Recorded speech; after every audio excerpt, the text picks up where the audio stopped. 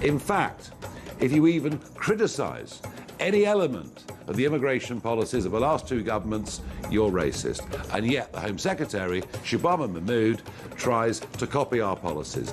Patriotism, a force for good, is turning into something smaller, something more like ethno-nationalism, which struggles to accept that someone who looks like me and has a faith like mine can truly be English or British. Britain is being invaded. Thousands of fighting-age men from countries that despise Britain continue to arrive on our beaches. Our plan is the only appropriate response to a national security emergency.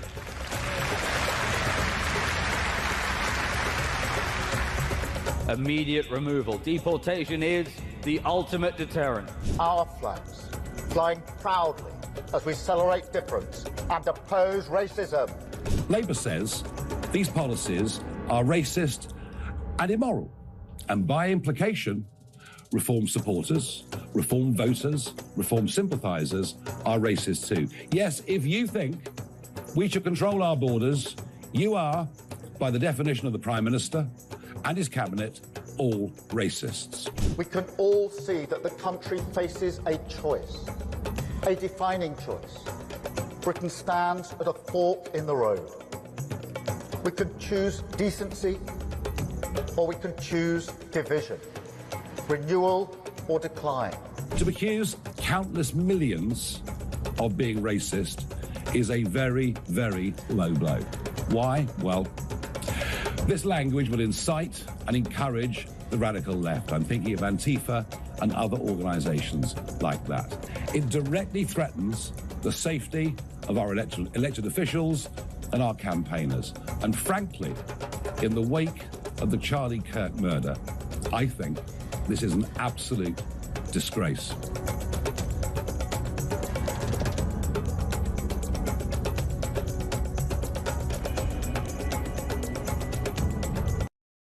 Across the UK, on DAB+, on your smart speaker, on your smart TV, and on your side. This is Talk.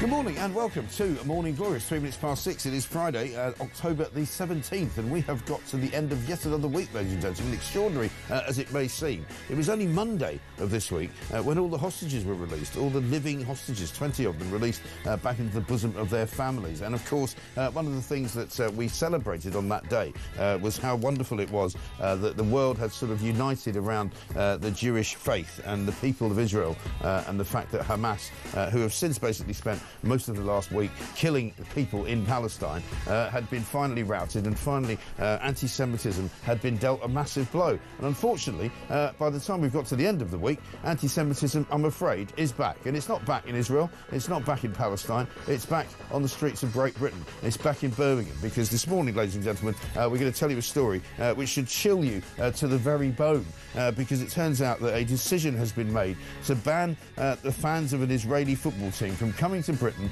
to watch a match against Aston Villa in Birmingham. Basically, supporters of Maccabi Tel Aviv have been barred from the club's Europa League fixture in Birmingham next month after police classified it as a high risk. And this, of course, is after a campaign had been launched by two independent MPs, those two independent MPs from Birmingham, who, of course, got elected because of their support for Gaza and for Hamas and for the militants and the terrorists, right? These are the people who are actually representing people from this country, in this country's parliament, banning foreigners, barring Jewish people from going to a football match. Just take that in. Just take a second to consider that and ask yourself, what hell of a country are we now living in? To must make matters worse, two brothers, of course, who came out, the Berman twins, who came out on Monday from captivity inside the Hamas tunnels, are actually wearing Maccabi Tel Aviv shirts when they were released on Monday, just as if you needed to have that hammered home anymore. Absolutely unbelievable stuff. Chloe Dobbs is here. Chloe, very good morning to you. Morning. We'll talk about this story, of course. Many other stories on the front pages to do with China. It turns out just when you thought it couldn't get any worse, this scandal for Keir Starmer, Prince Andrew's in right in the middle of it as well. Pictures of him apparently with the alleged spy master, Cal He, with Prince Andrew in 2018. Also, of course, we've got the Times and the Telegraph going on the same kind of story. The Guardian as well. MPs press top prosecutor over the collapse of the spy case. The Times is going with China and MI5 berate Labour over spying case. MI5 chief dismayed by China's spy fiasco. Keir Starmer still has lots of questions to answer about that. We'll be asking more questions of him as well.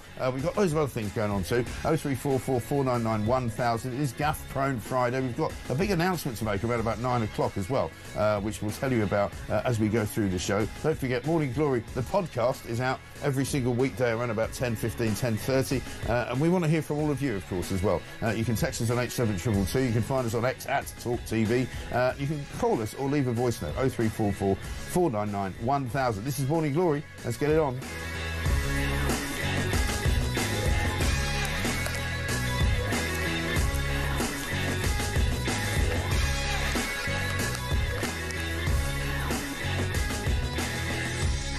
A very good morning to you. 6 minutes past 6. Chloe Dobbs, very nice to see you. Thank you very much indeed for joining us. It's Friday. It should normally be a sort of an upbeat kind of a day. It's the end of the week, into the weekend. But I'm finding myself feeling quite depressed this morning about this terrible story. Because, as I said, back on Monday, suddenly, you know, the world seemed a fairer place, a kinder place, a better place. You know, Hamas had been defeated, basically. They'd handed over all the hostages. You know, anti-Jewish feelings seemed to be on the wane.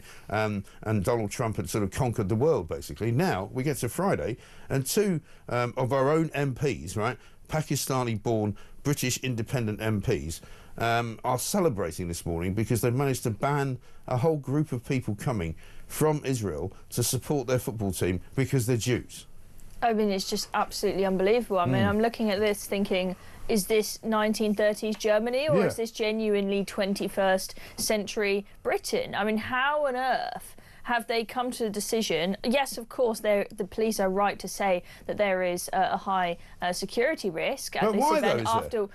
Well, why is there a high security risk? I mean, let's ask that question. Because we've got plenty of Islamists in this country who would be willing to break the law, so the police have sided with them.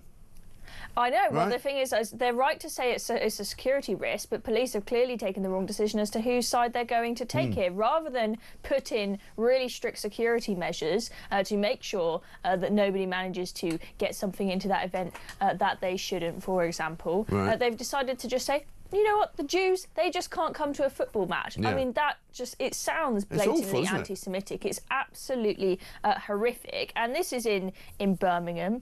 And I think it's fair to say that multiculturalism hasn't been a thriving success in Birmingham. And that is one of the areas say that again. I mean, it hasn't been a thriving success anywhere, never mind in Birmingham, has it? Yes, but particularly so. I mean, Jenrick has been tweeting. Yes. Obviously, he made those comments. He talks about Handsworth, didn't he? Where he said he walked through Handsworth and he didn't see another white face, and he said, "I think that's wrong," and I think he's right to say that. Yeah, exactly. Well, he feels vindicated now after this decision has been made. And what was just shocking was seeing Ayub Khan MP celebrating this, being like, "Yippee! We've managed to ban the Jews from the football match," and he said in his tweet, "Thank you everybody who signed the petition on this." And I'm thinking, what world are we living in where in this country, it's not Britain, in Britain, that's for sure, is it? It's not. It's multiculturalism gone completely and utterly wrong. So as you say, quite a depressing week after what seemed like maybe a week ago. I mean, a week ago we were hearing... Well, not even 5 days ago. Yeah, I mean, we were hearing about the war in Gaza all coming to an end, and it all sounded fantastic, and we were all saying Trump should have the Nobel Peace Prize, and then we've got this, and then we've got, as you say, the news that Hamas seems like they may not be laying down their arms, as it sounded like they were going to, and now they're executing anybody in Gaza who they think may have been conspiring with the Israelis, with the enemy, or part of another militia.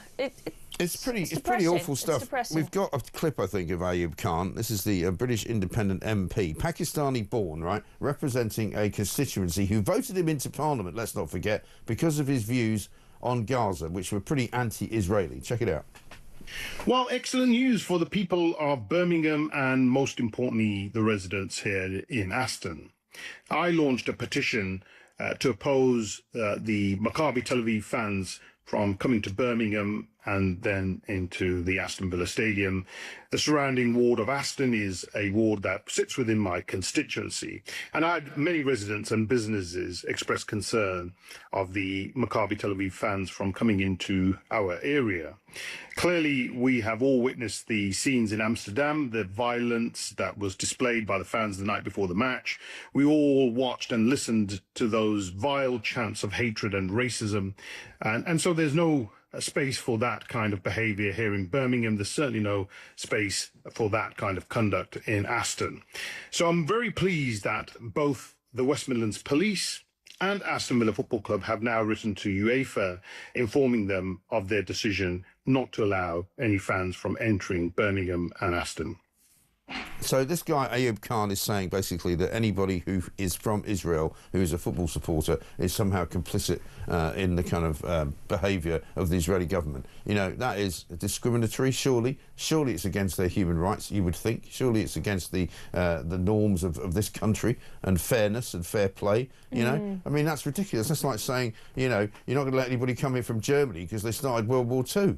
I know. I mean, that's what it's effectively saying. Oh, you can't have many Bayern Munich fans coming in because, you know, they're all Nazis. Well, of course they're not bloody Nazis. I know. I mean, can't we just get politics out of sport? And right. I mean, it's the same story with the Eurovision Song Contest, where you've got all of these countries saying, oh, we're not going to participate if you allow Israel, those horrible genociders, but you can expect to participate. But you can expect the wishy-washy liberal idiots who run the Eurovision Song Contest to have those kind of conversations. But this is actually a specific ban, not on a representation from a country, but this is a specific ban on a representation of people from a country, right? Yeah, and the thing is...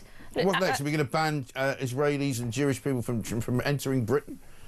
I hope that is not the case. I mean, I've always thought it's crazy how we've allowed the pro-Palestine protests to go on every single Saturday, whereby Jews basically have to be told in London, you just can't leave the house at the weekend. Just don't leave the house. And we're not going to after this. A lot of my Jewish friends have said exactly that, particularly the elderly members of the Jewish community. They're scared to come into central London. They're frightened of going into London, Which is crazy. But then they think, well, the police, they don't seem to do anything, or the government to do anything to try and get the balance right. And the balance here in this football match is clearly completely the police and utterly acted wrong. Completely ultra vires here, which means outside of their own sort of sphere of orbit. There's another MP as well who's got the name of Iqbal Mohammed, who I think is an MP for Dewsbury in Batley.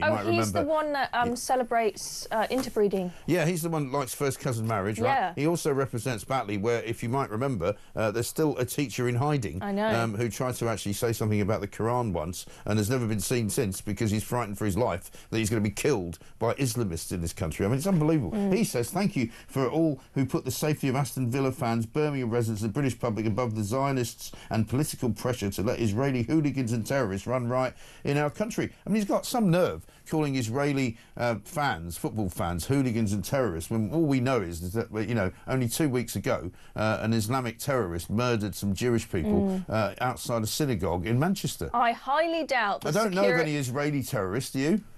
No, I don't. I mean, I highly doubt that the security risk at this event is coming from the Israeli fans. Right. I'm sure if it were to go ahead and they were allowed to attend again, if anything was going to kick off, it would probably be the people on the other side shouting, you lot committing genocide and all of this, and shouting and hollering at the Israelis. I mean, when you had the...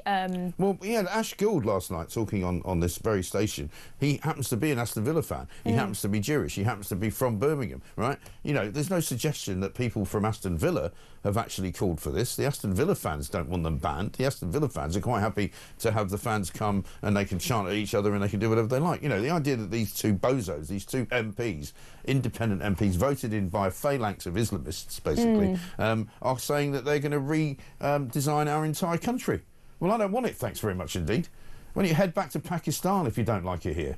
I know. And ban them from playing in that country. Not in Britain. Not in my country, mate. No, not at all. I mean, as we said, is multiculturalism gone terribly, terribly wrong, where people can't get along with each other and accept their differences. I mean, I like. But it's not people. Let's not make it about, you know, like as if it's all happening everywhere. It's not people. It's particular people. It's Pakistani communities in this country who are fascist, who are ideologically based, who hate Jews, who are anti-Semitic, who shouldn't be here. That's what I'm talking about. Yeah, and I think that is more. Of course, that is not going to be the view of every single Pakistani, but I think it is more prevalent than we might have previously. Well, these guys thought. got elected. These guys got elected by a Pakistani community. They didn't get elected by a British community. Exactly. Well, the fact that those people were able to win elections is shocking enough as it is. And then we had that polling, what, about a year ago, from the Henry Jackson Society asking British Muslims questions like, do you support Hamas? Do you think that Israel should exist? And questions like that. And the response was absolutely shocking. And it was very clear from that polling that was done that it is not just 1% of the Muslim community on the fringes that, for example, support terrorist organisations and think. Are you talking about this Israel story on the front page of the Times today? Because the story on the front page of the Times today, in which it says public sector workers view Britain less favourably than the public, are more sympathetic to adversaries such as Russia and China, and terror groups like Hamas. Right? They actually found that the biggest difference was in the NHS. Only 34% of public servants said they had no sympathy for Hamas, compared with 54% of the wider public. 30% of people working for the NHS expressed sympathy for Hamas. 30%. So practically a third of people working in our National Health Service have sympathy for a terrorist organisation that specialises in killing Jews. That's our NHS. You wouldn't want a doctor like that treating you in surgery how where have we you're got here? I'll tell you how we've got here. We've imported all these scumbags, and this is how they think. And now we're supposed to believe that that's the right way to be. Yes, it's that, and it is also the fact that there is a growing number of people in this country that aren't proud of their own country, so are happy to see the West values completely disappear. Because here we're talking about public sector workers. We're not just talking about people who have come here from another country. There will be plenty of woke Brits amongst this mix, lefty Brits. We've got this very strange marriage of the woke left and Islamists together, both egging each other on and both wishing for the downfall of the West. I mean, you can't... And the eradication of Jews, let's face it, that's what they're asking for. Don't worry, though, because Keir Starmer's on top of the situation. He's tweeted out, this is from last night, this is the wrong decision, he says, of this decision to ban the football fans from coming here. We will not tolerate anti-Semitism on our streets. Sorry, you are tolerating it. You're allowing this to happen. He says the role of the police is to ensure all football fans can enjoy the game without fear of violence or intimidation. Well, why doesn't he do something about it? Why doesn't he tell the police in Birmingham, in Aston, to reverse the decision then? He's the bloody Prime Minister. What's wrong with him, Mr. Stupid? I mean, this has just come out last night, and I hope that he does... yeah, but that's his tweet from last night. Yeah, well, we'll see if the police... After the decision was made. We'll see if the police respond this morning and change their minds, and I really hope they do, after all the pressure that is being piled on them for this. If they don't, I think it's shameful. It's absolutely shameful that this is happening. He's the Prime Minister. He doesn't have to put pressure on the police. He has to tell them, order them to reverse the decision. Well, Keir Starmer's not exactly a strong leader, is he? He's completely weak. He's completely fickle. I thought I was going to have a nice Friday. I've come in now, and now I'm wound up about it. Here is Starmer asked by Lauren Bell Cross from the Jewish Chronicle about anti-Semitic chants. The marches, it's the cumulative effect of the marches, the repeat, and the impact that has on so many people. But also what is said, what is chanted by some, not all, within the marches, I think we need to absolutely address, and that's why I've asked the Home Secretary to carry out a review, and she's already moving on the cumulative impact. But just to push you on that specifically, so do you think, for instance, that the chant "For the river to the sea, Palestine will be free," is that an anti-Semitic chant in your view? Yes. Yeah, OK, and so you've taken, that puts you in a different position to, say, the Mayor of London, who says that that's not, and it's dependent on the context. Well, I take a strong view on this, and we've dealt with cases in my own party where people have used that expression, and we've taken action against them. So I'm not just saying it to you here today. That is the history, that is the record that I have as leader of my party. So he's setting up a review, and Shabana Mahmood has already started the review. So that's all right then. What a completely useless piece of filth that man is. He can't do anything. He can't just set up a review and go, well, let's take care of that then. It hasn't taken care of it. Ban the bleeding marches, get the Israeli football supporters back on the bus and bring them back into Britain, and stop kowtowing to the Islamic community in this country, who are basically undemocratic, anti-British, and who want to see the destruction of everything to do with Jewishness and Israel. You know, that's all he's got to do.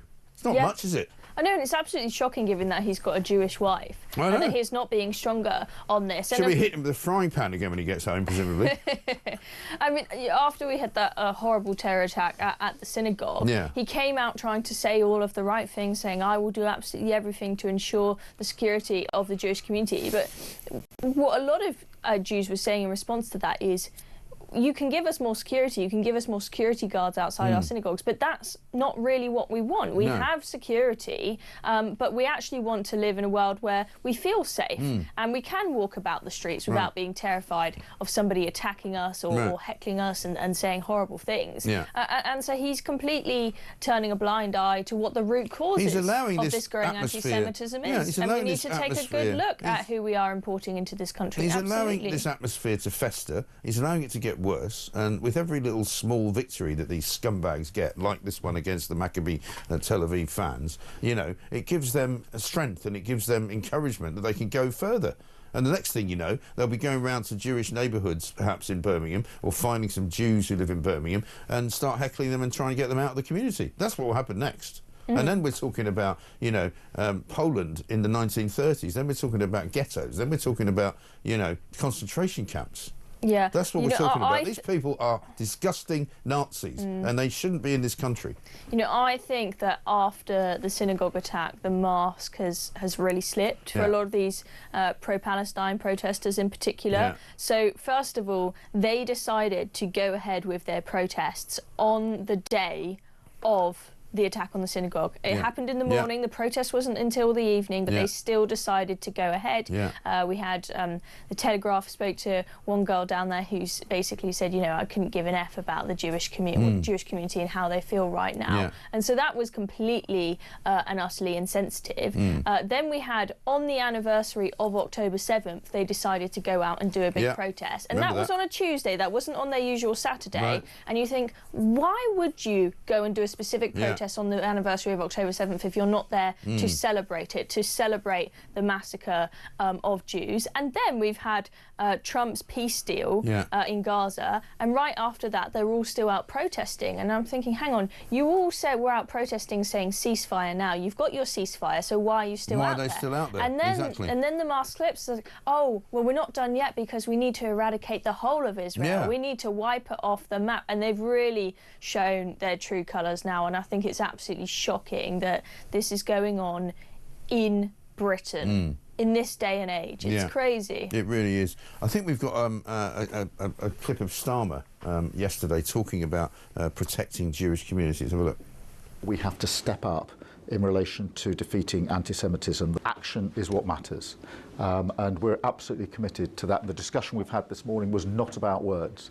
It was about what are the actions that are going to follow through from this. We're putting in an additional £10 million for the protection of the Jewish community. We want to work with you on that to really step up the work that the government is doing and to make sure that every single member of our Jewish community in this country feels safe, secure, and that this is where their home is. This is the country they are part of, and it's our job to make sure that that is absolutely reflected in a deep sense of security in this country. So a deep sense of security is what he wants for the Jewish community. That was just a few hours before the Birmingham police banned Jewish people from coming to a football match. You know, he might as well be talking out of his arse. I'm sorry for that phrase well, that's at this time of the morning. That's what he does every single day, isn't I mean, it? seriously, what a complete and utter waste of space that man is. Just a waste of space. I know, and it's just so clear that he has absolutely no conviction and desire to make genuine change in this country, when all he does but he's allowing genuine change in this country, architected, you know, designed and architected by people who are not from here. People from Pakistan who have come to this country and to try and change it into their own image. Because this is what happens in Pakistan. They kick Jewish people out of the country. They don't allow Jewish people to come and visit. They murder Jewish people. That's what they do. Now they want to do it in Birmingham. It's not for me. No, absolutely not. And the thing is that there used to be a day and age where we had some politicians that actually had conviction and they didn't mind if what they said made them somewhat unpopular. But with Keir Starmer, you can see that he's just constantly calculating, how do I get this vote from this area of the public? How do I get votes? And he's always just trying to please everybody and constantly pleasing nobody. He's clearly worried about the potential split of the vote on the left with the Jeremy Corbyn, Zara Sultana party. I've got the Your Party view on all of this, right? They put this out last night. Well done to Ayub and all those who successfully campaigned for Maccabi Tel Aviv fans to be barred from attending the match at Aston Villa. So they're firmly on the side of the Nazis on this one. Yeah, it's absolutely shocking, and I think that they think that they can get away with it by saying, "Oh, we're banning the Israelis, we're banning the Zionists." It's not about Jews. We're not stupid. Really? We can see right through it. And as I said, all the protests that have happened since that synagogue attack and then the peace deal and on October 7th, I think the mask has slipped for a lot of people, and it is quite clear that they are not just anti-Israel, but they are indeed anti-Semitic. Of course they are.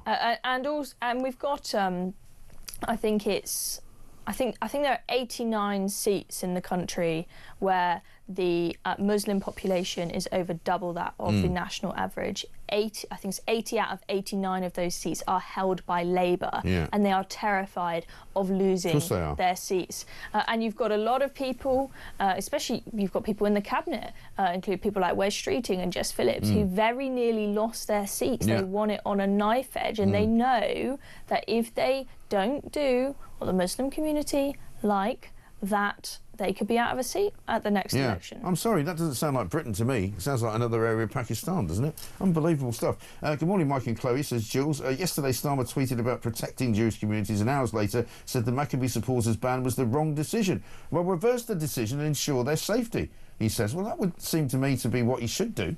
The best response to the outrageous treatment of the Jewish football fans is for British fans to boycott or turn up wrapped in the Israeli flag. This sends a clear message to the Pakistani community and the FA, says Anna in Surrey. And Louise says, good morning, Mike. Louise from Ipswich. Aston Villa might as well have put up a sign saying no Jews allowed. This is blatant anti-Semitism. I'm frankly ashamed of Aston Villa. I'm ashamed of Birmingham. I'm ashamed of the police in Birmingham. These people have no business in our country, and this bloke, Ayub Khan, whoever he is, should go back to Pakistan and practice his anti-Semitism somewhere where people appreciate it, because we certainly do not. Me and Chloe Dobbs coming back after this.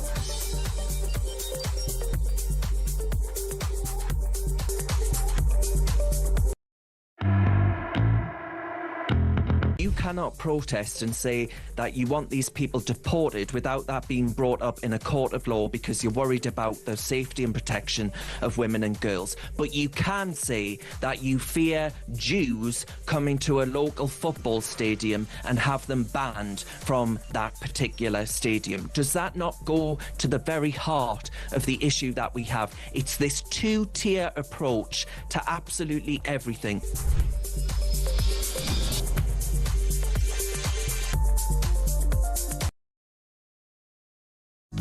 across the UK. On DAB+, on your smart speaker, on your smart TV, and on your side. This is Talk. Back to Morning Glory. It's coming up to very nearly 6:30. I'm Mike Graham. Chloe Dobbs is here with me. This decision, says Steve, to ban Tel Aviv fans is a shameful stain on our country. If this is allowed and Labour's Islamophobia bill is brought in, we may as well give in to terror and live under Sharia law, because we'll not even be allowed to talk about it. The Muslim MP is fooling no one. Will his next campaign be to ban Jewish places of worship from Birmingham on the grounds of safety? Well, I mean, you can ask any number of those kinds of questions. You know, what would be the next step for this guy, Ayub Khan? Would it be, as I said, to go door to door, start knocking on doors and finding out if there's any Jewish people living in his constituency so he can kick them out? You know, what a complete and utter scumbag. Shabana Mahmood, by the way, who is also an Islamic supporter, she is the Home Secretary. She tweeted this yesterday. Today, the Prime Minister and I visited the Community Security Trust, who provide security outside synagogues, Jewish schools and other sites across the country. That this organisation should have to exist is a devastating fact. Jewish people should be able to worship in safety in their country. Tragically, on October the 2nd, that was not the case. The anti-Semitic terror attack of October the 2nd was a horrifying act. Staff and volunteers from the Trust, alongside brave worshippers, saved countless lives that day. So I'm proud to say that we have provided this vital organisation an extra £10 million of funding. Yeah, well, that's great, isn't it? This is the same woman who lay down outside of a Sainsbury's once on the grounds that they were selling Israeli-produced goods, and she didn't want them to sell them to people in Britain, so she was actually demonstrating by lying down outside Sainsbury's. It's just ridiculous. And she's trying to now convince us that she's not anti-Semitic. I know. Of course she's not. Of course. I mean, typical politician flip-flopping and going whichever way the wind blows. And because yeah, of but her she's not going whatever way the wind her... blows. She's going the way that she knows in her heart that she believes. Because if you believe that Israeli goods should not be sold in this country, I'm sorry, that doesn't make you a supporter of freedom or democracy or even Israel. Doesn't. It makes you anti-Semitic. Well, I meant her now going and making that video is her going whichever way the wind blows. Right. She showed her true colours when she's been out protesting with her Free Palestine signs and boycotting Israeli goods. And now she's thinking, oh, I've got to technically do the right thing as a politician. She expects us to have forgotten about all of that, presumably. Exactly. And we haven't forgotten. And we live in a modern age of social media. We can go back and find all the old pictures and all the old clips and all the old tweets. We can also find the old clip of her in Greece welcoming illegal migrants into Europe. Yeah, I mean, it's unbelievable that she's now our Home Secretary. And we had Yvette Cooper as our Home Secretary before, who's we've got that famous picture of her with a refugees welcome sign. That's right. But you know what? I am so sick of this complete and utter obsession with Gaza amongst so much of the public. You know, when the October 7th attack happened, I thought, this is really tragic. You know, hopefully this war that's now starting is only going to last a few weeks. But I figured, as with most stories about events abroad, most of the British public don't really get that invested because they're more interested in their day-to-day lives here in Britain. But somehow it has just gripped the nation. It really has. And people have been completely obsessed with what's going on in the Middle East. And I thought after we heard the news of Trump's peace deal, I thought, thank God, finally, not only is this war going to come to an end, but this complete obsession with Gaza that is fueling so much of this anti-Semitism that we have seen, maybe that will finally calm down and we can get back to some sense of normality. But then, of course, we've got this news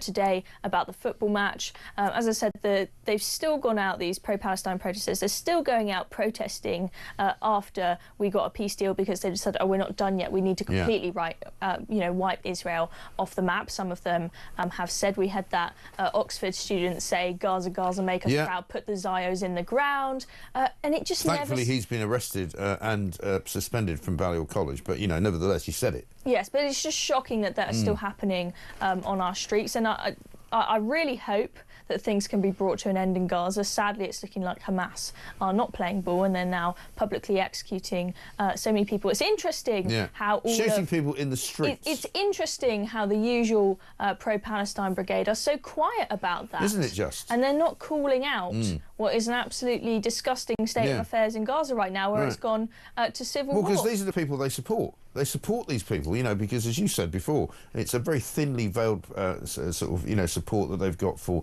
the Palestinian people. What they're actually saying is they support Hamas and they support the insurrection against the Israeli sort of, you know, forces of evil. And so they're very happy by whatever means necessary. That's one of the phrases they use to take control of the land. And if that means killing Jews, they're more than happy to endorse it. And these people are walking around the streets of London every single day.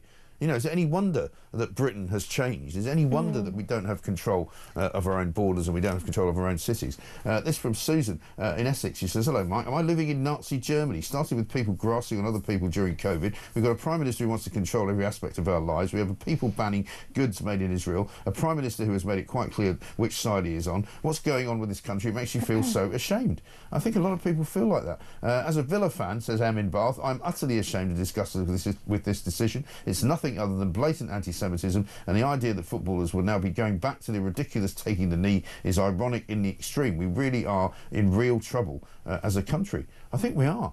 I mean, the police have got another... I mean, again, the police, who seem to be more woke than almost any organisation in the country, right, have taken this ludicrous decision. I mean, surely it's the police's, police's role to protect football fans. You know, when Millwall goes to play in Aston Villa, they don't ban them because there might be a couple of punch-ups, do they? You know, but they've said there's going to be unrest between Maccabi Tel Aviv fans and Aston. Why would there be unrest? You know, because what? The football fans fight each other all the time. How is this different? Yeah, it's not different, and sure, there is going to be a higher security risk there because of the very sad reality we're living in, that there is a significant amount of anti-Semitism, and probably more so in Birmingham than other. But the answer is they're going for the easy answer. No, but I don't think there is. I mean, I don't think Aston Villa fans are anti-Semitic. I don't think there's any danger to the Maccabi Tel Aviv fans from Aston Villa fans. So where is the danger coming from?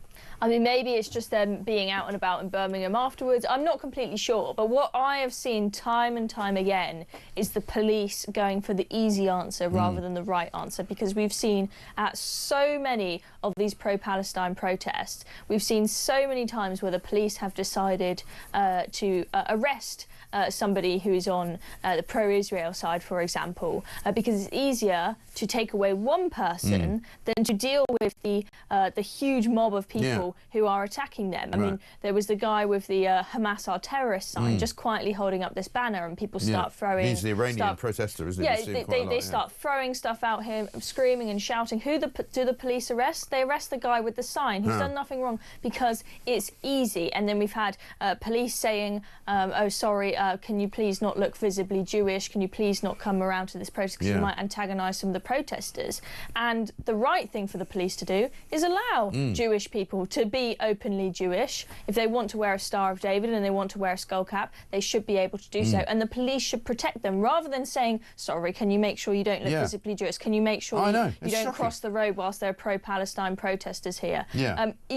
It's completely and utterly wrong, but it is the police just going for expediency, going for what seems easy. They think, resources-wise, it's easier if the Jews just stay at home all the time and lock themselves indoors. Absolutely shocking stuff. And, of course, one of the things that is being mentioned as a possible kind of reason for this, from the police's point of view, is what happened in Amsterdam, because there was a game in Amsterdam, I think, last season, which involved a team from Israel coming and the fans being chased around Amsterdam by Islamists and being blamed somehow for provoking it. You know, it was unbelievable. Let's get a voice note from Pete. Mike, Pete from Lincolnshire. Looking forward to a great show. Regarding the Tel Aviv football fans and the ban on them coming to watch their away match, effectively what this does now is this now gives succor to any organisation banning Israeli either fans or spectators to visit or watch their organisation participating. This could now be the Eurovision Song Contest. We can't guarantee the safety of Israeli fans or in the crowd, so they have to then ban them from coming to watch. At what point do the police authorities actually start to take charge in this country and support the cause of the good? Well, exactly right. Or just not necessarily promote whichever cause, good or bad, but just promote fairness and promote the lawful engagement of football fans who want to go to a football match. I mean, it's as simple as that, really. Margaret says this in Birmingham. That MP is spouting a load of BS. I live in Birmingham and I'm a football fan. He is not talking in my name. This decision has to be reversed. Starmer needs to get involved. JS from Cheshire says, morning both. I would also be asking who is Aston Villa's most high-profile fan, none other than the King's son. No statement of support for the Jewish fraternity then. Just saying. Yeah, we haven't heard from Prince William. Prince William is apparently an Aston Villa fan. Is he going to speak out about this, do you think? I mean, maybe, but he might be scared to do so because he shouldn't be, and I hope that he does do the right thing and he says something. But there are so many people who are scared to say anything that potentially puts them on the side of Israelis or Jews because they know how horrible the mob can be. They will absolutely go for you. They won't be polite and debate you respectfully. They will send you threats. They will scream and shout at you and send you an absolute torrent of abuse. And it's horrible that we've come to that state of affairs where people can't disagree if the soon to be if the heir to the throne, who's about to be king of this country, can't say anything, then we really are in a bad place because he really needs to come out and say something. I think he should. Yeah. Have you seen what Zara Sultana has said? Yeah, well, I've seen, you know, the Your party has already come out in support of Ayub Khan, saying he's done a great thing. Yeah, well, and Zara Sultana has tweeted saying, brilliant, the next step is that the UEFA must ban all Israeli teams. We can't be supporting genocide and apartheid like this. It's football. It's football. Right. Also, it's not genocide. It's been ruled that it's not genocide, you know. Forget about it. Yeah. You know, some ridiculously little crappy committee at the United Nations said it was genocide. Doesn't actually count. Completely irrelevant. It's like Jeremy Corbyn saying it's genocide, you know. It's ridiculous. Chloe Dobbs is here. I'm Mike Graham. We've got lots more to talk about as well, but this is the main story of the day. Football fans being banned from a football match because they're Jewish. It's that simple. In Britain in 2025. Absolutely shameful. 6:41.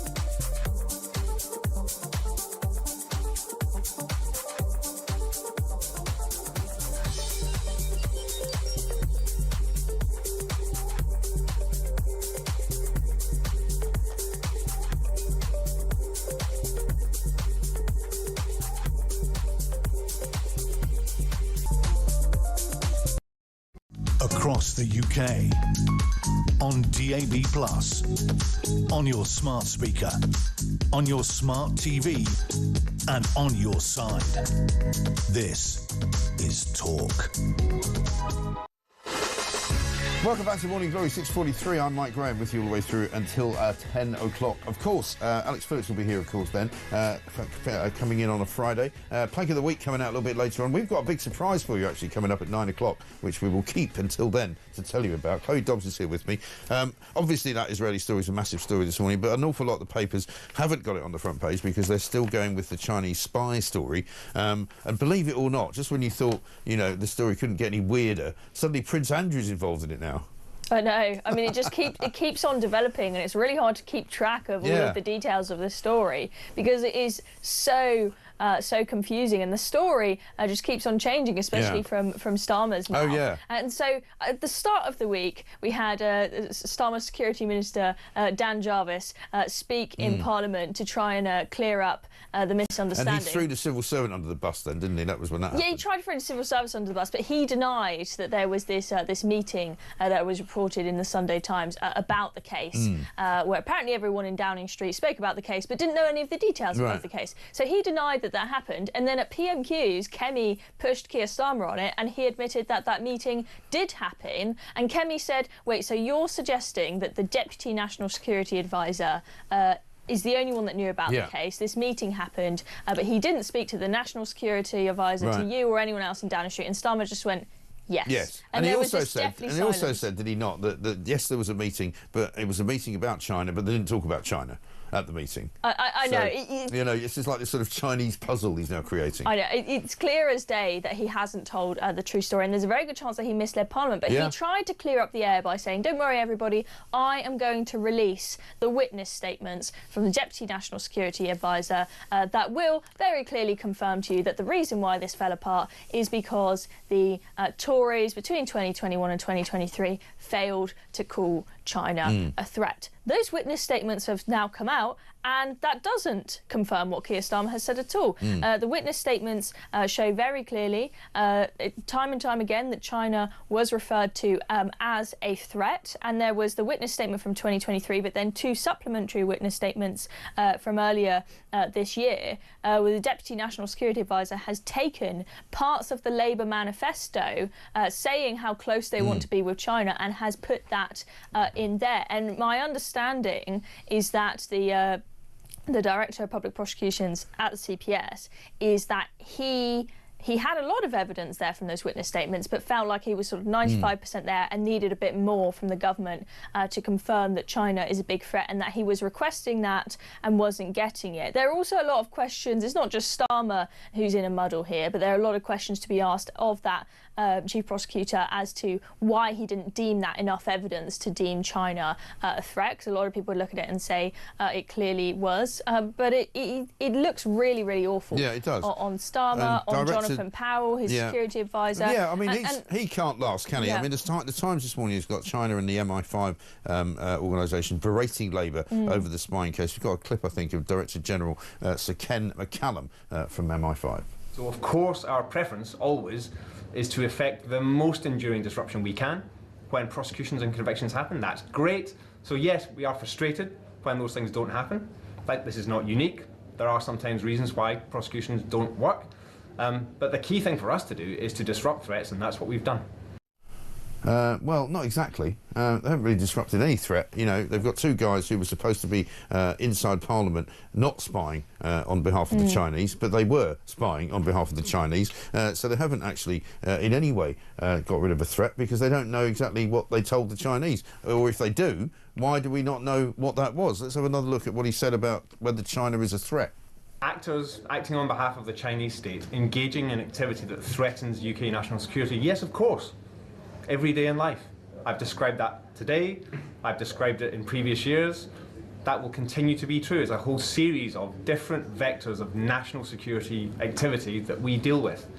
Alongside that, of course, sits a different question, which is what should the overall balance of the UK's kind of nation-to-nation relationship with China be? That one is a matter for government.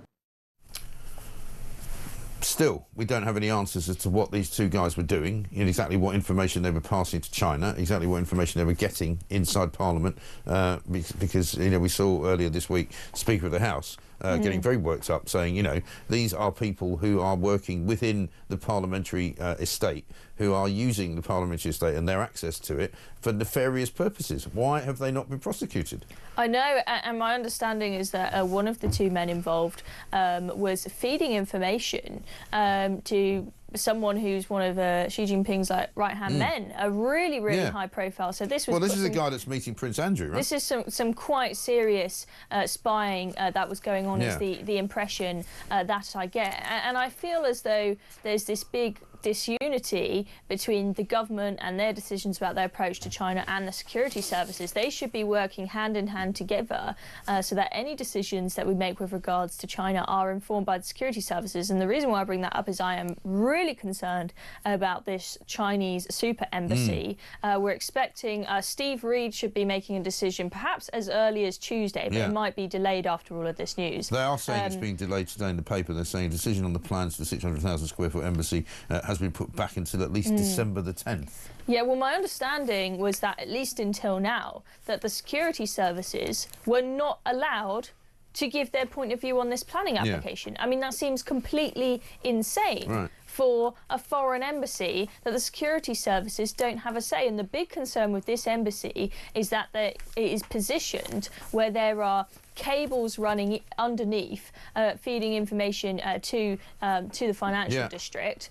China could decide to chop those cables at any given moment. It's really, really shocking. And then, of course, we had that greyed out area. We had that huge greyed out area. China refusing to tell us what was in that greyed out area. And what we're hearing is that China said, we'll show you what's in the greyed out area if you give us the wink wink that you're definitely going to approve it. And we also heard that the Chinese owners of British Steel, who claim that they're owed £1 billion by the government, said, "Oh, we'll forget about the £1 billion if you approve the Chinese super embassy." Amazing. Very, well, very there's Chinese dodgy. hands looking everywhere. I mean, looking at the front page of the Daily Telegraph today, a proposed takeover of the Telegraph, they're talking about their own newspaper, by a consortium with links to China, could now face investigations as a potential national security threat. Ministers are questioned in the House of Lords over the protracted attempt by a company called Redbird Capital to engineer a £500 million acquisition, partly relying on the wealth of the United Arab Emirates royal family. However, they've got links to China because there's a Chinese investor involved in it as well, and they really don't want anybody Chinese anywhere near, you know, owning a newspaper in this country, which seems fair enough. They're infiltrating us so much. It's very clear they want as much information about the West as possible. Another thing that they were talking about on the Spectator podcast yesterday was how there is a data room, a data system that is used by the police for any time that they are looking in to a spy and considering arresting a spy, etc. And apparently that data centre, the government decided to sell that to the Chinese. So the Chinese own the data system that's feeding all of the private information to the police, potentially about Chinese spies. I'm thinking, hang on, did you not, when you were deciding that business deal, that there might be a reason why China want to buy that other than it just being a good idea money-wise? Absolutely mad. Bonkers. Art from Newport says this morning, Mike, as a Villa fan since a very young age and a friend to all Jews, I find it totally disgusting that people such as these vile politicians can have the power to prevent fans from watching a football match. The minority now rules the majority. Yeah, we'll talk more about that coming up. More to come as well. 3 asylum seekers have just been charged with rape, by the way. We'll be bringing that story. And also we're doing the latest on Rachel Reeves and where she thinks the magic money pot is going to take her next. This is Talk.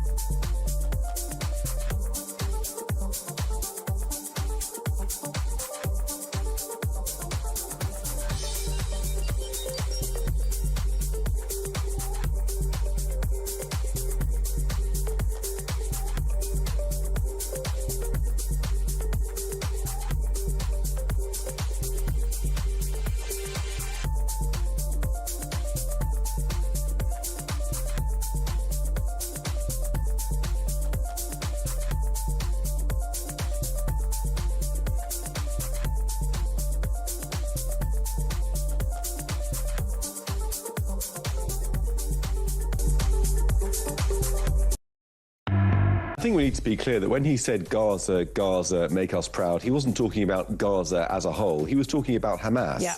Because the only people likely to put any Israeli soldiers in the ground is Hamas, not the civilians of Gaza. The reason why this sort of thing keeps happening is because the universities have not drawn a line and said no.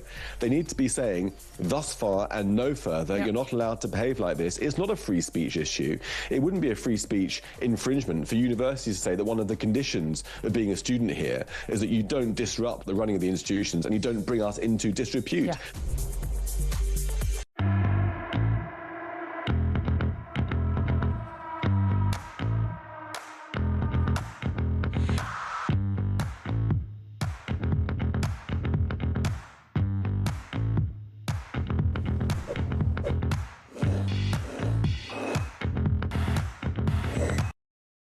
Across the UK, on DAB+, on your smart speaker, on your smart TV, and on your side.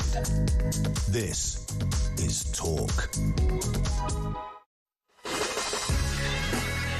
Welcome back to Morning Glory. It's coming up to 5 minutes to 7. Chloe Dobbs is here with me. We've only got a couple of minutes, Chloe, but a couple of stories to mention. 3 asylum seekers have been charged with the rape of a woman on Brighton Beach. 2 Egyptians who live in the same migrant hotel in West Sussex charged along with a 25-year-old Iranian man. They attacked, supposedly, a 33-year-old woman. I mean, we can't say too much about it because obviously it's a live case, but, you know, they're being charged is just the latest scenario in what's going on in this country. Let's talk about Rachel Reeves as well. Rachel Reeves on page 2 of The Sun, considering cuts to energy bills and rail fares. I was saying to Christian this morning, the only reason she can cut down on energy bills and cut down on rail fares is because she's put a load of charges on that we don't need to pay. For example, I think energy bills have got a VAT charge on, haven't they? Yeah, exactly. So that's one option, is that she cuts the 5% VAT on the energy bills. I'm not sure exactly what her plan is with rail fares as to exactly how to bring them down. But what is clear is that the inflation that is going up and up, I mean, we're hearing we're going to have the highest in the G7, is very much Rachel Reeves' own fault. I know with inflation you can often point the finger to the Bank of England, and sometimes there are mishaps with the policy from the Bank of England. But in her case, she has done some things that are very inflationary.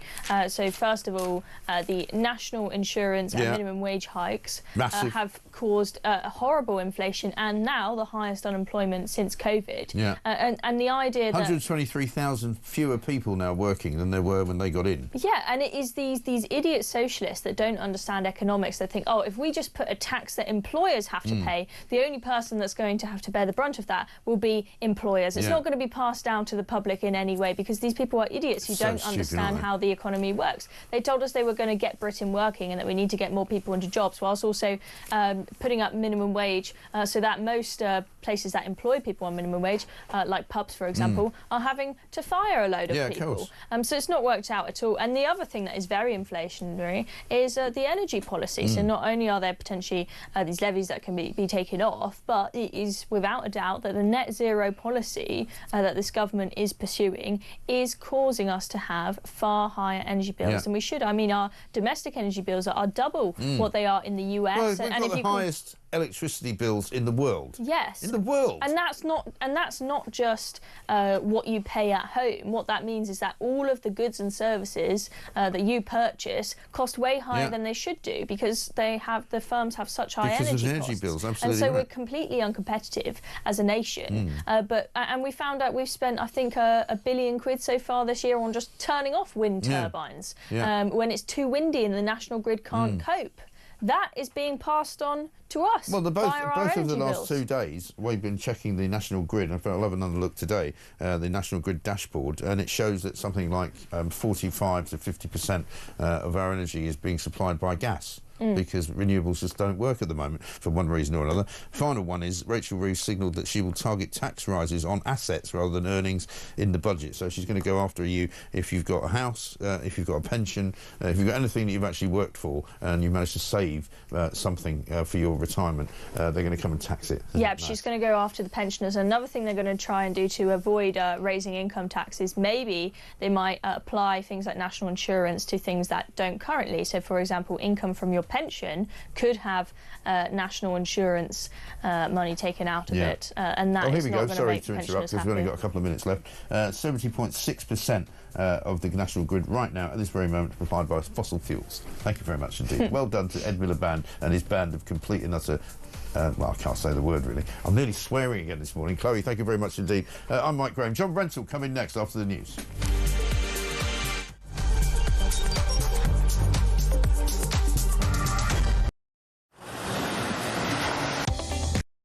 Libya has become a major transit route for refugees, and many of them come through Libya dreaming of getting to the UK. Those asylum seekers or economic migrants who make it to the UK have a 99% chance of being given leave to remain. There was a Union Jack flag put up and I took it down instantly. And some people might be watching this and thinking, well, Gary, not very patriotic. No, look, he's a thick footballer, isn't it, to be clear? I don't think he's thick. Well, no, he's I think thick. I think he's thick on the basis that he sees it through that lens that somehow... But don't forget, he's talking about the context of the murders in that Manchester synagogue. Yeah. The other enablers are the people who say don't talk about grooming gangs because we want to have a more community cohesion. I suggest that, you know, there are certain Garys in the commentariat that might have headed the ball a bit too much in their careers. Well, I had the misfortune to sit through the entire Keir Starmer. So did I. When was the last time that you heard Nigel Farage say anything positive about Britain's future? He can't. He doesn't like Britain, doesn't believe in Britain, wants you to doubt it just as much as he does. I don't know about you, I'm still kind of absorbing the kind of full content of that extraordinary speech. And I was still digesting it when up pops Nigel Farage with an absolutely extraordinary comeback. Labour says these policies are racist and immoral.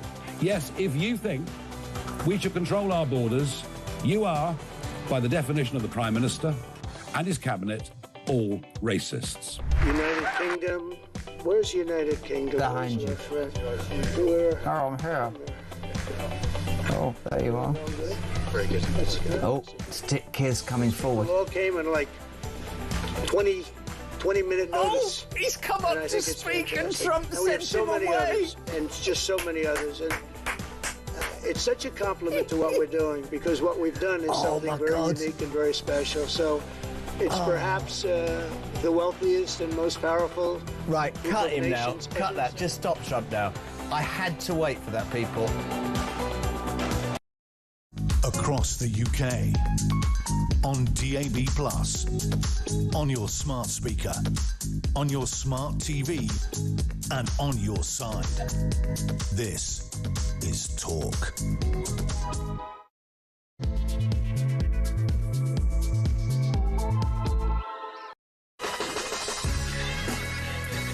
Welcome back to Morning Glory. It's coming up to 3 minutes past 7. It is Friday the 17th of October. Yes, indeed, ladies and gentlemen, we have reached the end of another incredible week of news, really. We are here over at the other end of what started off as a very hopeful situation, because we saw, if you remember, all the way back to Monday, the release of the 20 living hostages by Hamas, who were finally convinced to agree to a ceasefire by Donald Trump, who went over to Tel Aviv to celebrate the release of the hostages. There was great jubilation in the country. There was incredible happiness in all the families who saw each other for the first time in more than 2 years. Hostages that had been held underground in many cases by Hamas for 2 years or more. We've got actually a picture in one of the papers today of two of the brothers, if you remember, the two twins who came out, the freed hostages, the Berman twins. And funnily enough, they were wearing football shirts when they were released, and they were walking into the bosom of their family wearing Maccabi Tel Aviv shirts. Now, wouldn't it be shameful to say that at the end of the week, Friday, we learned that Maccabi Tel Aviv as a football team have been banned from bringing their fans to Birmingham. Not because of any real serious issues with the police, not because of any real serious issues about terrorism, but because a Pakistani-born British independent MP by the name of Ayub Khan has been campaigning to not allow the Israeli fans to come to Britain, to come to Birmingham, to see the game against Aston Villa because of what he describes as genocide and terrorism. Now, I think that's pretty rich coming from a man who only got elected because he supported Hamas in the first place and supported Gaza in their quest to become a free Palestine. He continues to force that view on his constituents. He continues to say that he represents his people and our area, as he calls it, in that particular part of Birmingham. It is quite an extraordinary story this morning that we have got a Prime Minister in this country who says it's the wrong decision and it shouldn't be the case that people who come from Israel or Jews in general can't go to a football match in Great Britain. But that is exactly what the situation is, and that is exactly what is going on. Meanwhile, of course, Jeremy Corbyn and his cohorts in that crazy party, the UR party, Zora Sultana, she's come out and he's come out and basically both said that they support this guy, Ayub Khan. They think it's a brilliant thing that fans have been banned from going to a football match. Let's get a voice note from Sean. Morning, Mike. Sean from Grimsby here. Now that Jews have been banned from Villa Park at a football game, and it's done under the guise of, oh, we can't guarantee your security. Guarantee your security from who exactly? Is it the white working class they need to be scared of? Or is it the deranged racist lefties? Or is it the rather large Muslim population? In Birmingham, I'd say it's a combination of the last two. And I'm sure Gary Neville will be spouting up and blaming the white Aston Villa fans later on. I mean, but this is nuts, Mike. This is how it starts. We've seen this before. This is very, very dangerous, Mike. Sean, thank you very much indeed. I think you're absolutely right. I think it's a terrible, terrible development, something that I'm quite ashamed of, actually, as I walked into the office this morning. I thought, how can this be happening in modern Britain in 2025? People have suggested to me, what about Tottenham Hotspur? You know, they've got a large Jewish contingent, and a lot of their fans are Jewish. They're famously connected to the Jewish communities of North London. Are they going to be banned from going to Birmingham? Are they going to be told they can't come because they can't be guaranteed safety? It is extraordinary. Let's talk to John Rentoul, Chief Political Commentator at The Independent. John, very good morning to you. Good morning, Mike. I mean, this is quite an extraordinary story to me. I mean, I sort of was taking it in as I walked into the office this morning, and the more I think about it, the more ghastly it is, you know, and I can't quite understand why it's been allowed to happen. I also can't understand why Keir Starmer has put out a tweet saying this is the wrong decision without seemingly willing to do anything about it. Well, it's difficult, isn't it? I mean, I couldn't agree with you more. I mean, I think it is a terrible decision, and I agree with the Prime Minister. But I mean, in this country, you cannot have politicians telling the police how to police their areas. I mean, that would be crossing a line. Well, I would say I take that point. On the other hand, however, you would have to say you don't want to interfere with the police and their operational, command. However, if their operational command is coming up with such ridiculous ideas and ridiculous sort of decisions, then surely you have to correct them. Well, yeah, but I mean, if this was something that you and I didn't agree with, and the Prime Minister was instructing the police as to what to do, then that would be wrong, wouldn't it? So, I can't imagine what that would be, though. It's a difficult track for the Prime Minister to walk, and I imagine that talks are going on behind the scenes at the moment. I mean, it's interesting. I don't think we've heard from the Home Secretary on this. We haven't. So I think this should be resolved today. I mean, I think the police will realise they've made a mistake, and Birmingham Council, I think. I think the Prime Minister has made his view absolutely clear. He can't intervene directly. He can't order the police about. But I think But the Home Secretary can, because we've had this conversation before about the Palestinian protests, the pro-Palestinian protests, that, you know, if the police were to come to the Home Secretary and ask the Home Secretary to make a ruling, the Home Secretary is empowered to do that. That's right, but the police have to ask. That's the catch-22, isn't it? Yeah, but if the police want to get themselves out of shtuck, which is where they are right now, because I'm not absolutely sure what it is that they're saying is dangerous. I mean, are they saying that it's not safe for Jewish people to walk the streets of Birmingham? Is that what they're saying? Well, no. I mean, the thing is that that Tel Aviv fans have a reputation for how should we put it? Football hooliganism. Also of Millwall, but they don't get banned. Yeah, I know exactly. I mean, that's why it's wrong.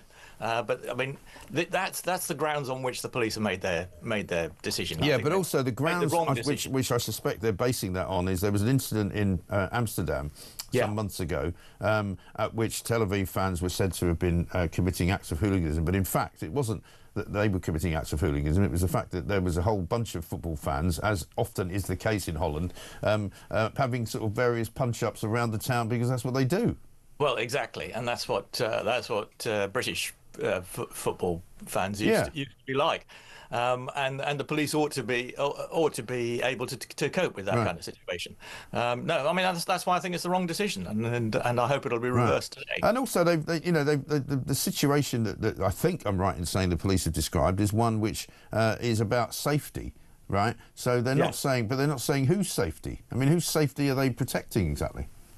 Well, exactly. I mean, what they're saying is, we don't want to have to deal with clashes between rival groups. I mean, you'll have the Tel Aviv fans, and you'll have some anti-Semitic. Yeah, I've got some bad news for the police in Birmingham. Because when Birmingham play Aston Villa, there's going to be some trouble as well. They're going to ban people from that.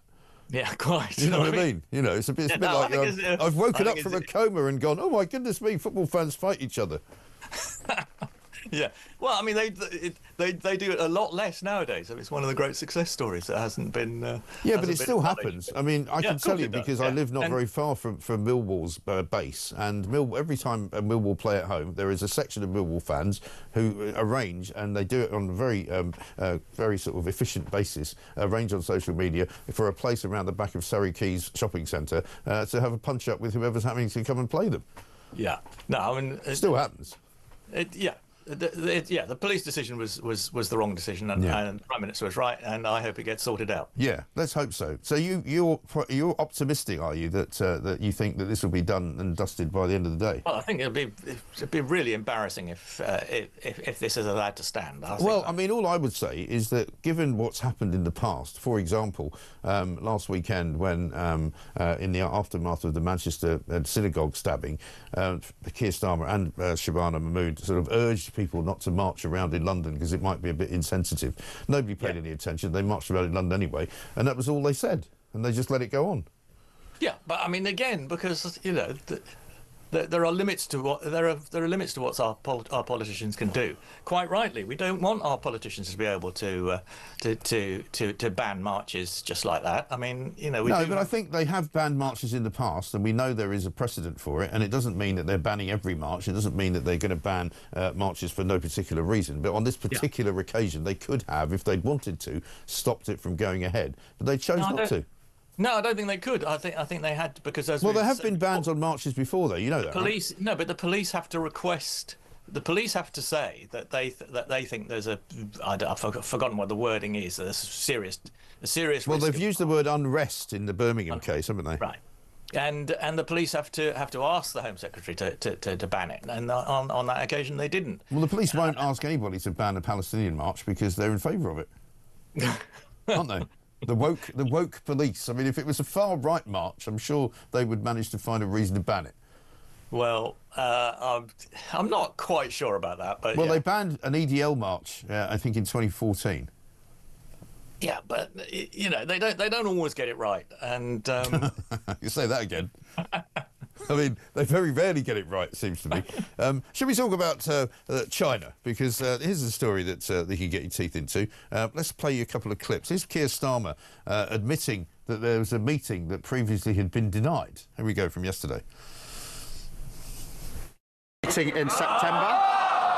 That did not involve the National Security Advisor discussing the evidence in any way, nor, Mr. Speaker, one further piece of evidence. The final statement in this case was submitted in August 2025. There was no further submission of evidence, one way or the other, after any discussion in September. This is a red herring, a completely scurrilous allegation made by the Leader of the Opposition.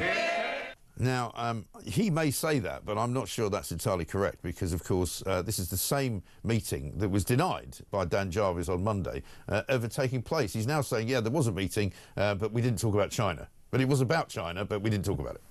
Well, no, but the point that he was making there was that it was after the last submission to the court. So that meeting cannot have had any bearing on the collapse of the court case, unless it was to discuss, giving further material to the court, in which case. But I mean, he says it wasn't. So yeah, but you're not going to just swallow that, are you?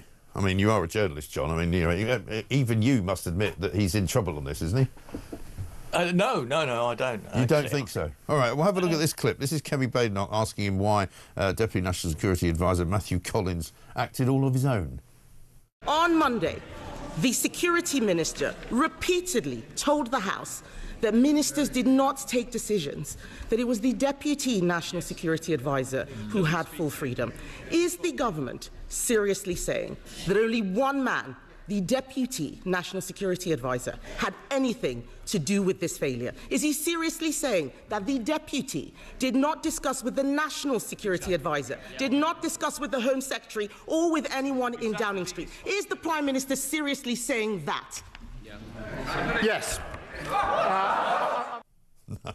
Yeah, I mean, I've got some swampland in Florida to sell you as well, by the way, if you believe that, because, it's just not credible, is it? It was a slightly surprising answer. I thought Kemi Badenoch did extremely well. I thought so. She couldn't quite sort of break through the Prime Minister's defences. Although what was really significant was immediately after saying yes to that list of questions, the Prime Minister then said, "I'll have to double check that. I'll double check this." Right. Which is it's unusual for the Prime Minister at the dispatch box to admit that he's not quite sure if he's. I think it may be the first time he's ever done it. I think it's the first time he's ever done that, because when I had Kemi Badenoch sitting in this very studio, and I said to her, "Why does he not answer your questions when you're in Parliament and when you ask him the Prime Minister's questions?" And she said, "I think it's quite often because he doesn't know the answer." Actually, because I think, and I wonder if that's true, because he does seem to be somebody who is not across all of the detail, despite the fact of his legal background. He quite often comes across as a guy who doesn't know the detail. Well, except on this case, I think he has been briefed up to the eyeballs, and well, he has now, but he's claiming he wasn't before, which is even more ridiculous, because this is a matter of national security. Two people, and the Speaker of the House was pretty worked up about this the other day. Two individuals inside the Houses of Parliament spying for China, right? And yet you're telling me that the Prime Minister isn't informed about every single step of that prosecution? No, but the question is whether he was involved in collapsing the prosecution. Yes. Yeah, but surely if he's involved in what's going on with the prosecution, he must have known what was going on around the prosecution. No, but the question is whether he interfered in the court case. Yes. And that is, I mean, this all sort of goes back to what we were talking about before with the police. It would be quite wrong for politicians to get involved in court cases like that and put pressure on the Crown Prosecution Service to drop the charges. Yeah, but that's not what they did. The Prime Minister knows that that's because not what they did. He didn't run the Crown Prosecution Service. Yeah, but exactly right, and yet he doesn't want to cooperate with them, because what we know. No, but the allegation that Kemi Badenoch is making is that he interfered. He put pressure on the Crown Prosecution Service. Well, no, he didn't need to put pressure on them. He's just made sure that the person who was briefing them from Downing Street, Matthew Collins, didn't give them the information they required. They didn't ask them to collapse the prosecution. All he did was not give them the information which would suggest that China was a threat. And if you don't say China's a threat, but what he did manage to do was to put something from the Labour manifesto into the message that was sent to the Crown Prosecution Service, and that was written supposedly by a completely independent and neutral civil servant. How did he end up quoting from the Labour manifesto? Well, because, Mike, I mean, the Labour manifesto is government policy if Labour are then elected at a general election. Really? Yeah. I thought they said they were going to have strong... That's how democracy works, Mike. You put your programme to the people. If the people vote for it, they put you in government, and then you implement that policy. Let me just remind myself of some of the things that they said in their manifesto. Like, for example, country first, party second. I think that was in there somewhere, wasn't it? And, well, he says that quite often, yes. And he does say that quite often, but he doesn't mean it. He also said, I think... What was the other thing? You disagree with it? Well, it's not a question of disagreeing with it. He clearly doesn't put the country first. He puts the party first, and he puts himself first. And then, of course, we're going to have a transparent government, won't we? But we don't seem to have had much of that either. There's plenty of things I can quote from the manifesto which are not government policy. And to say that that's the reason it made its way into a document presented by a civil servant who's meant to be neutral is ridiculous. No, it's Surely. not. That is actually how our system works. I mean, there are all sorts of things that were in the manifesto to do with tax that the government has not stuck to. But then that's a separate argument. Well, true. I'm going to be speaking to Dan Hodges a little bit later on in the show, and his version of what this story is completely different to yours. And I mean, I don't know whether you. Yeah, no, he's been reading. gone a little bit. He's gone a little bit over the top, I think, on that. I'd be interested to hear what he has to say. Well, I'll put that to him. But I mean, he basically was saying yesterday that this ridiculous farrago of lies, effectively, and I'm paraphrasing here, is completely and utterly unbelievable, and it can't. Surely it cannot stand the scrutiny that it will inevitably have to come under, because nobody believes a word that he says.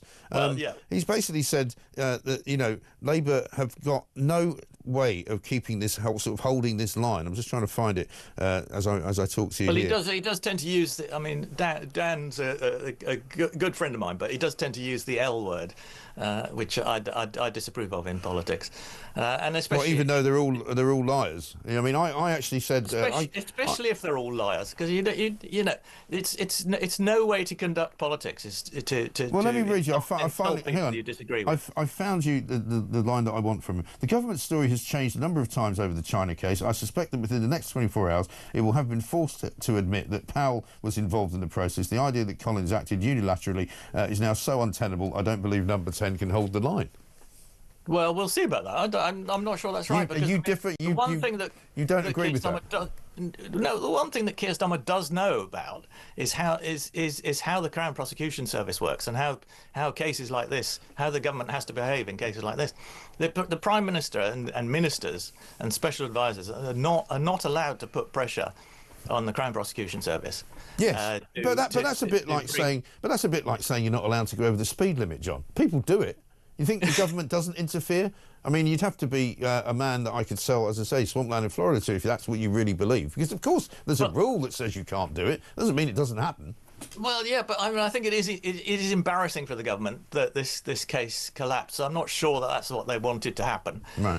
Although, on the other hand, they don't want to upset the Chinese government. I think that's the key, isn't it? I think that's the bottom line. They don't want to upset the Chinese government, and I think they've got it wrong. And I think understand that it's a delicate balance, and you have to do trade with them, and you have to do business with them, and you have to borrow money from them, and you have to sell things to them and buy things from them. All of that. But, they should be a bit more grown up about it. You're sounding like a pragmatic Blairite all of a sudden, Mike. Well, listen, I've always been pragmatic, John. You know that. This is progress. Yeah, no, but I mean, I think that all that is right. I mean, Keir Starmer is trying to be tough with the Chinese on spying, but to maintain good relations with them, and it's sometimes a slightly tricky balance. It's a bit like my relationship it's a bit like my relationship with Downing Street. I'm going to tell you a story in a minute, but carry on. Sorry. No, but I do think we need to take one more further step back on this and ask whether this case should ever have been brought in the first place. Because I mean, one of the things we saw in Matthew Collins's witness statement is some of the things that these so-called alleged spies are accused of were like passing on incorrect predictions that Tom Tugendhat was going to be promoted to the cabinet, or that Jeremy Hunt was going to support his leadership bid. I mean, but this is. I mean, the Chinese are obviously interested in Tom Tugendhat because he's a particularly vocal critic of China. Well, he's one of the people I think who's been sanctioned by them, isn't he? Yeah, absolutely. But making wrong predictions about Tom Tugendhat's career is not what most people would call spying. No, but that may not necessarily be what they were doing. That may just be what we found out that they were doing, but they might have been doing some other terrible things. I mean, look at the picture on the front pages of the Telegraph and the Mail today. That ghastly individual who's got nothing but his own interest at heart, nothing to do with Britain, Prince Andrew, is meeting up with a Chinese spy boss. I mean, imagine they've got no shame at all, these people. Here are pictures done with Prince Andrew. Absolutely shocking. Anyway, listen, I'm going to tell you a story about Downing Street complaining about me in a minute, and the L word that you don't like. This is talk.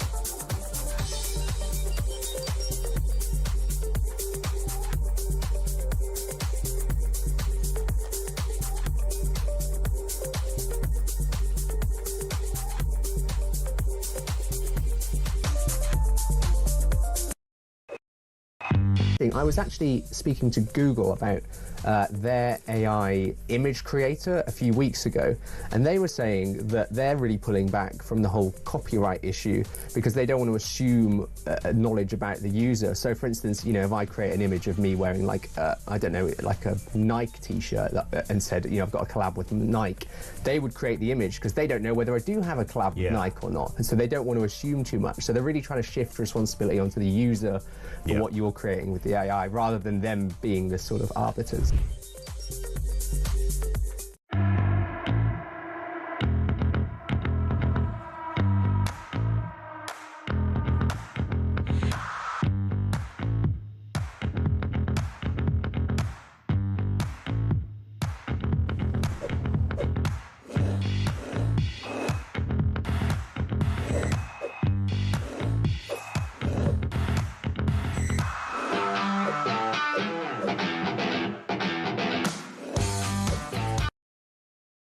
Across the UK, on DAB+, on your smart speaker, on your smart TV, and on your side.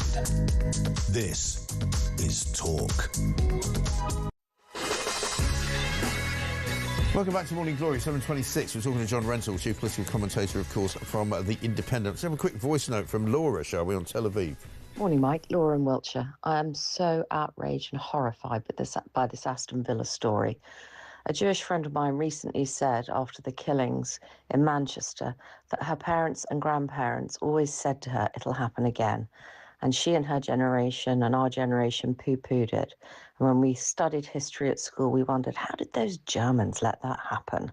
But guess what? It's happening here. It is happening here, and it has to stop. Yeah, I think it's a very slippery slope. We'll come back to that story, of course, later on with Dan Hodges when he's going to be joining us with John Rentoul now.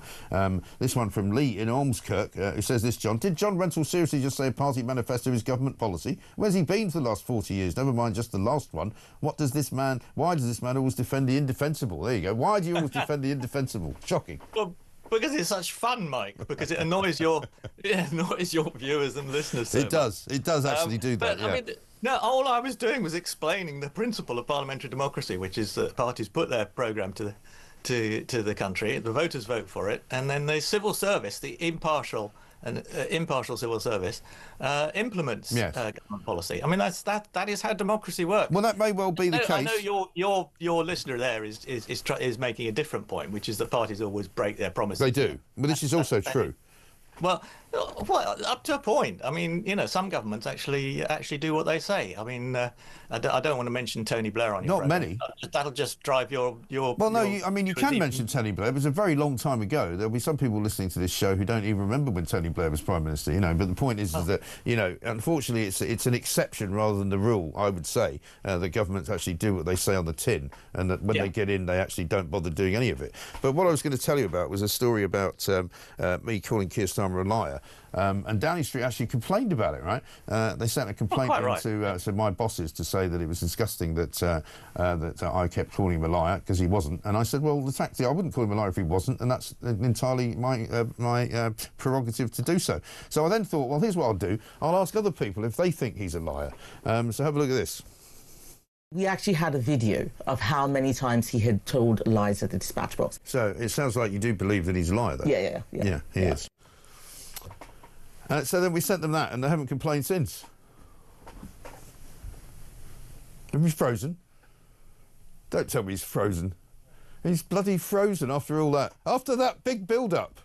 All right, we'll come back to it. Oh, my God, John lives in the Doris Day film of politics. He just thinks it's all a joke. That real to the everyday person living with Labour's lies, says Debbie. We'll get him back in a second. But, yeah... here's what we should do. Should we not play a clip from Rachel Reeves saying the economy's growing? Check it out. Britain's economy is growing again. We led the G7 in terms of growth in the first half of this year, and the IMF, who is the world's most foremost economic forecaster, has just revised up growth for the UK for a second time in a row. Over the last few months, incomes have been rising faster than inflation, but I know that the impact of price rises in the last few years is still taking its toll on people, and there's more that we need to do. More we need to do so that the economy and people's living standards don't feel so stuck. And that's why, as a government, we are working to keep inflation and interest rates as low as possible. Rachel Reeves thinks the economy's growing again. Have we got anybody at the back there who'd like to contribute to this conversation? Because I don't think I can find anyone in this country that thinks the economy's growing, because everything is shrinking. The only thing that's growing is unemployment. 123,000 more people now unemployed than there were when the Labour government got in. We also now know that inflation is growing because things cost an awful lot more. The cost of living is growing, but I'll tell you what is not growing, and that is the economy. I think we got you back, John. I don't know how much of that you managed to hear, but well, I got as far as Kemi using the L word, which, as you know, I don't agree with politicians calling each other liars. Doesn't make it untrue, though, does it? No, but that's not the point. That's not my point. My point is they shouldn't be insulting each other, and it doesn't persuade people of the reasonable case that they're trying to make. Well, how would you deal with a politician who doesn't tell the truth about something? Then what would you say to them? I would point out what the truth is, and well, then you have to call them a liar. That they've made a mistake. Well, if you say that somebody's not telling the truth, that's the same as calling them a liar, isn't it? No, it's not. No. How is it not? It's a very basic issue, Mike. You know, lying is a deliberate untruth. What you do is you. Oh, so if you tell the truth, if you don't tell the truth by accident, that's okay. Yeah. Well, that quite often happens in life. I don't think Keir Starmer does it by accident. No, but my point is that if you're seeking to persuade people, which is what politicians are trying to do in this world, you don't persuade them by insulting your opponents and calling them liars.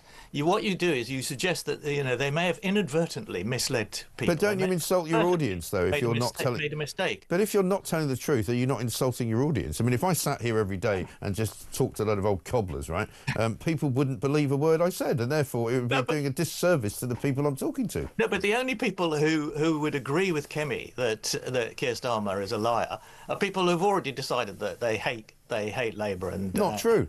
No, not true. And not true. It's true. You're never going to change anybody's mind. Do you know how unpopular Keir Starmer is, right? Yes, of course I do. Do you know that at Sky Sports they have to actually turn down the volume on the audience at the darts because they keep chanting Keir Starmer's a word that we can't say at this time in the morning. They're chanting it literally everywhere he goes. I mean, we've got a video. He's the most unpopular Prime Minister and there's a reason, but there's a reason for that. The reason is not because people have been told to hate him. People have learned that they don't like him because of the things that he said, which have turned out not to be true. And I think that's part of the problem. People don't trust him because he doesn't tell the truth.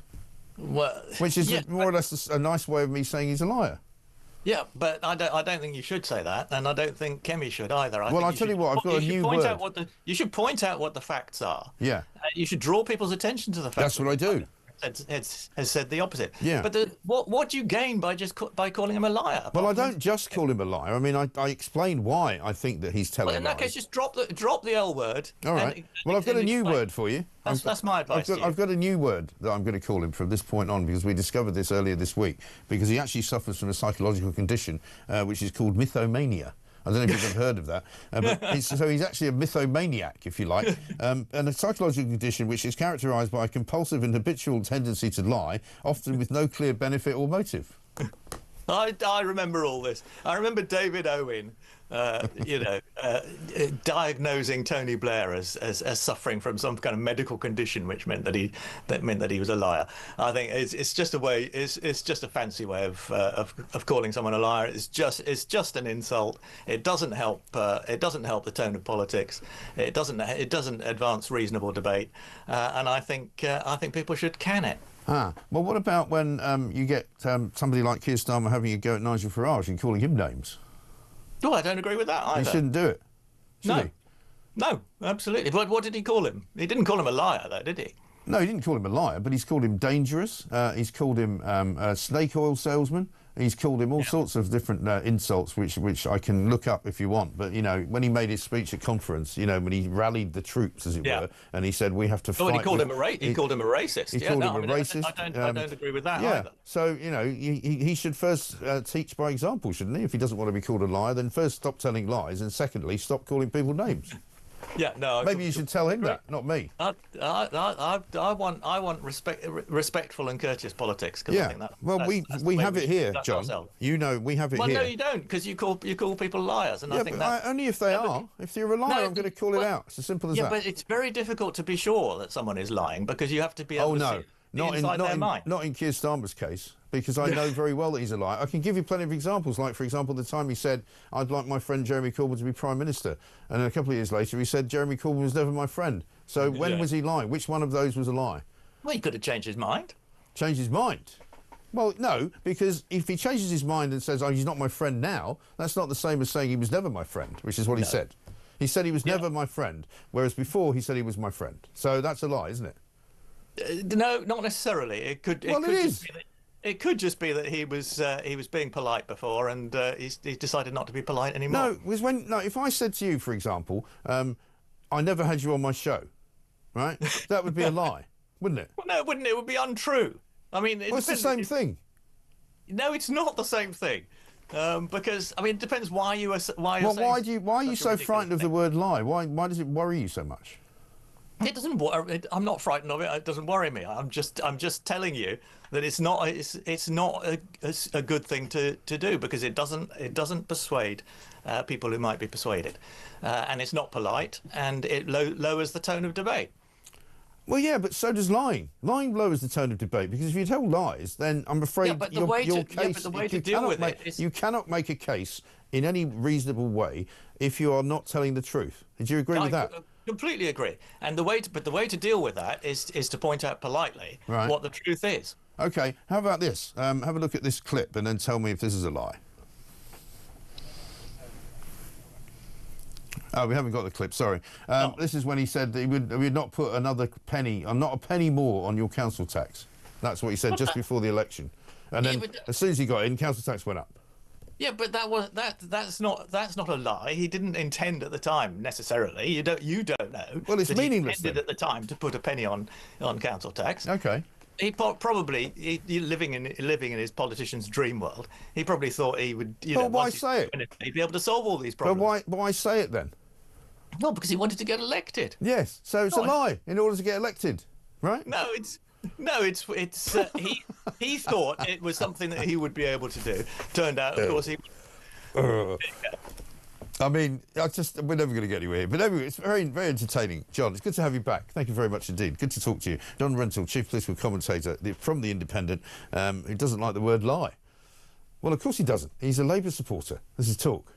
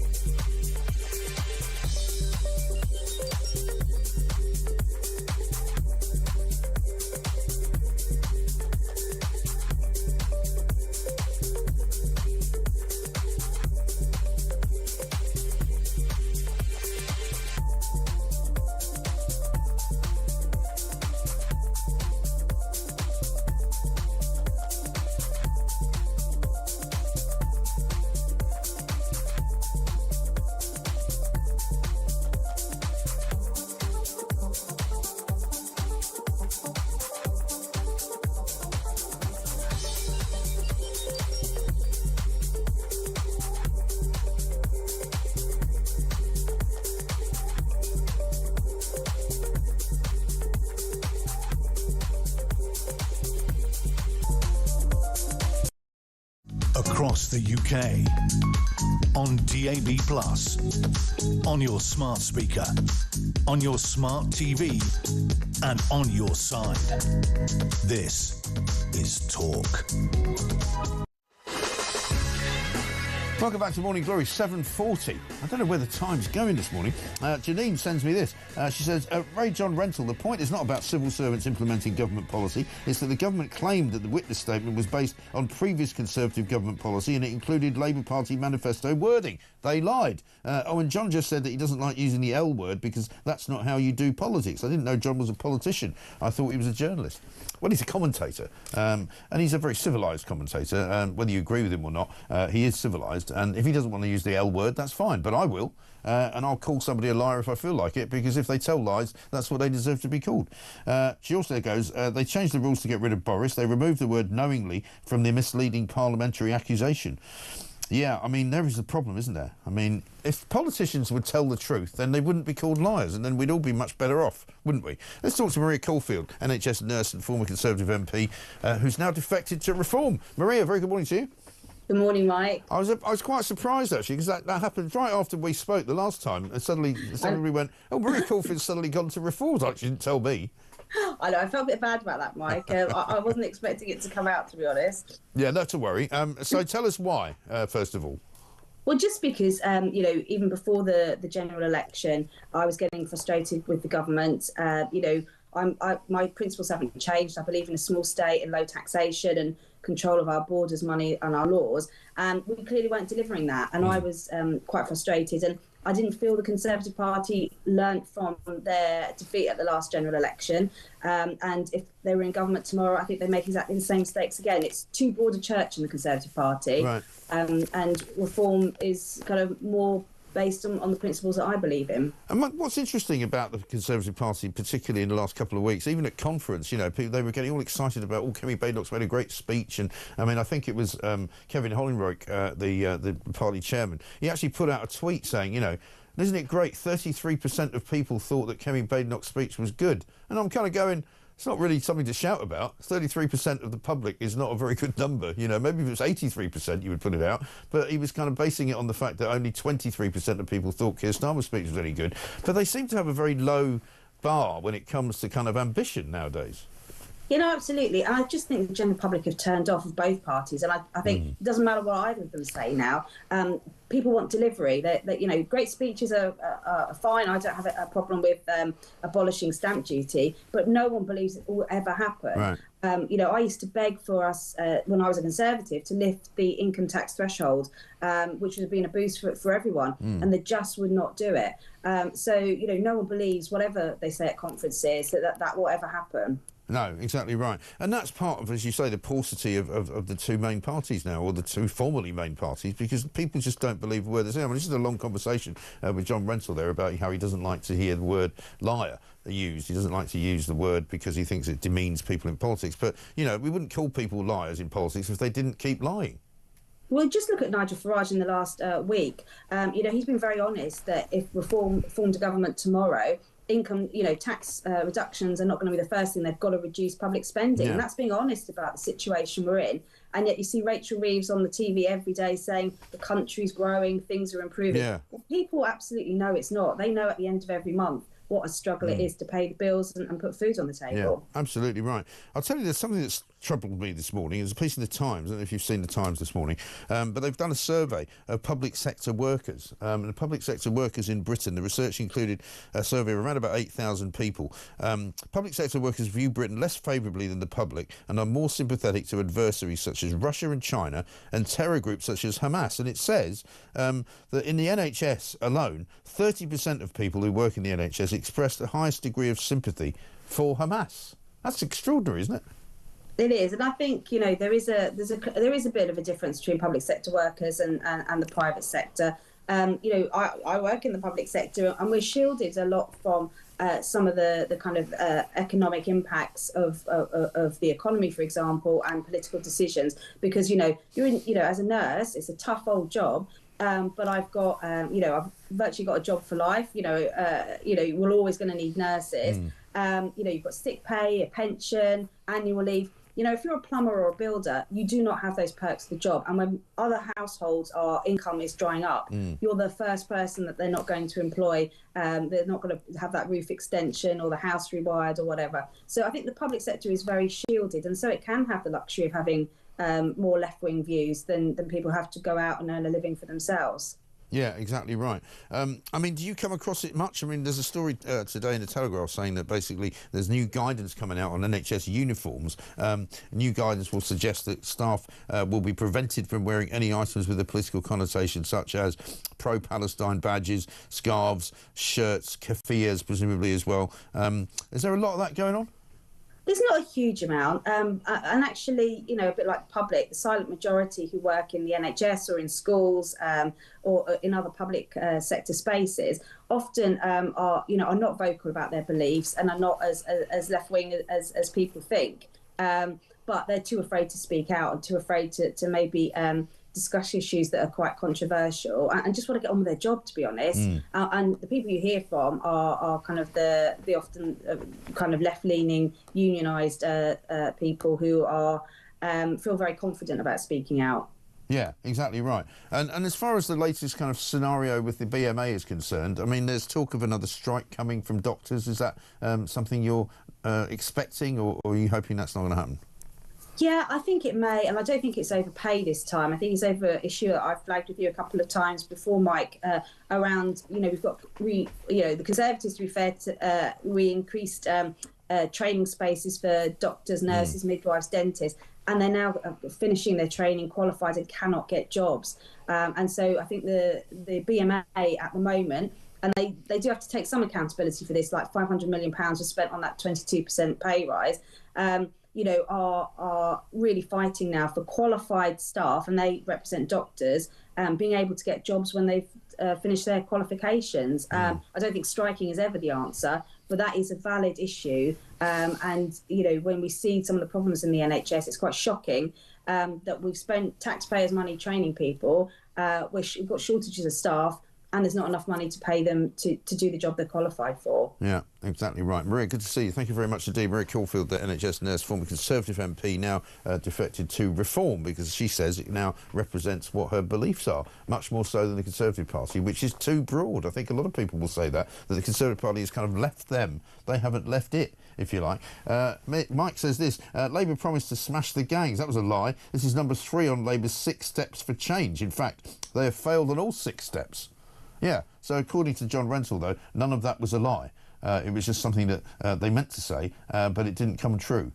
So Alan in Leamington Spa says, Mike, surely if a politician didn't lie, he wouldn't be a politician. Well, there is something to that. Sheila in Norfolk says, Mike, surely the Aston Villa game should now be played behind closed doors. This Israeli ban is just the latest example of the shameful decline of this country. Absolutely right. Let's get a voice note from Jay. Morning, Mike. Fantastic show as always. I just want to talk about the Aston Villa game against Maccabi Tel Aviv. So, the ceasefire's happened. It still seems like the so-called Palestinian mob are not happy about that, still protesting and kicking off, even though people in the Middle East were happy with that, and they want to get on with their lives. So they've got in-house fighting currently in Palestine between militia groups and Hamas, because the general people of Palestine don't want Hamas ruling and running it because they're ruthless, but these pro-Palestinian mobs are backing that, which is absolutely insane. And now you're saying in the United Kingdom we can't protect a bunch of football fans that are coming to enjoy a game because the other side are going to get violent probably and kick off and turn up, etc. So what have we been allowing for months on end now? It's disgusting. It really is disgusting. I can't quite believe that this is the country that we seem to have become. Absolutely shocking stuff. 7:49. Benedict Spence coming next.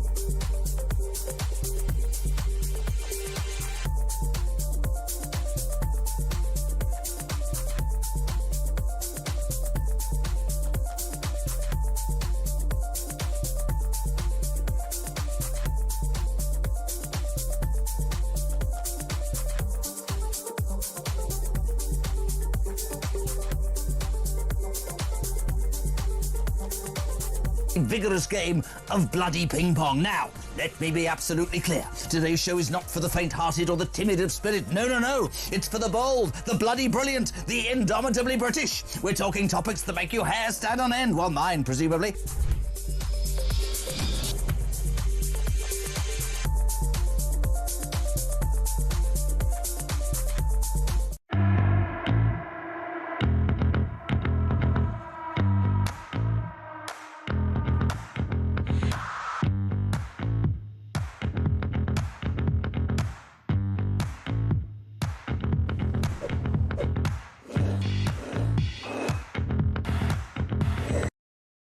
Across the UK, on DAB+, on your smart speaker, on your smart TV, and on your side. This is Talk. Welcome back to Morning Glory, 7:52. I'm Mike Graham with you all the way through until 10 o'clock, of course. Alex Phillips will be here as well. Benedict Spence coming up, political commentator, of course. We'll ask him about the Maccabi Tel Aviv situation and also all the other big stories on the front pages this morning as well. First, though, have a look at this. Keir Starmer, so unpopular now that everywhere he goes, basically, somebody chants at him. Have a look.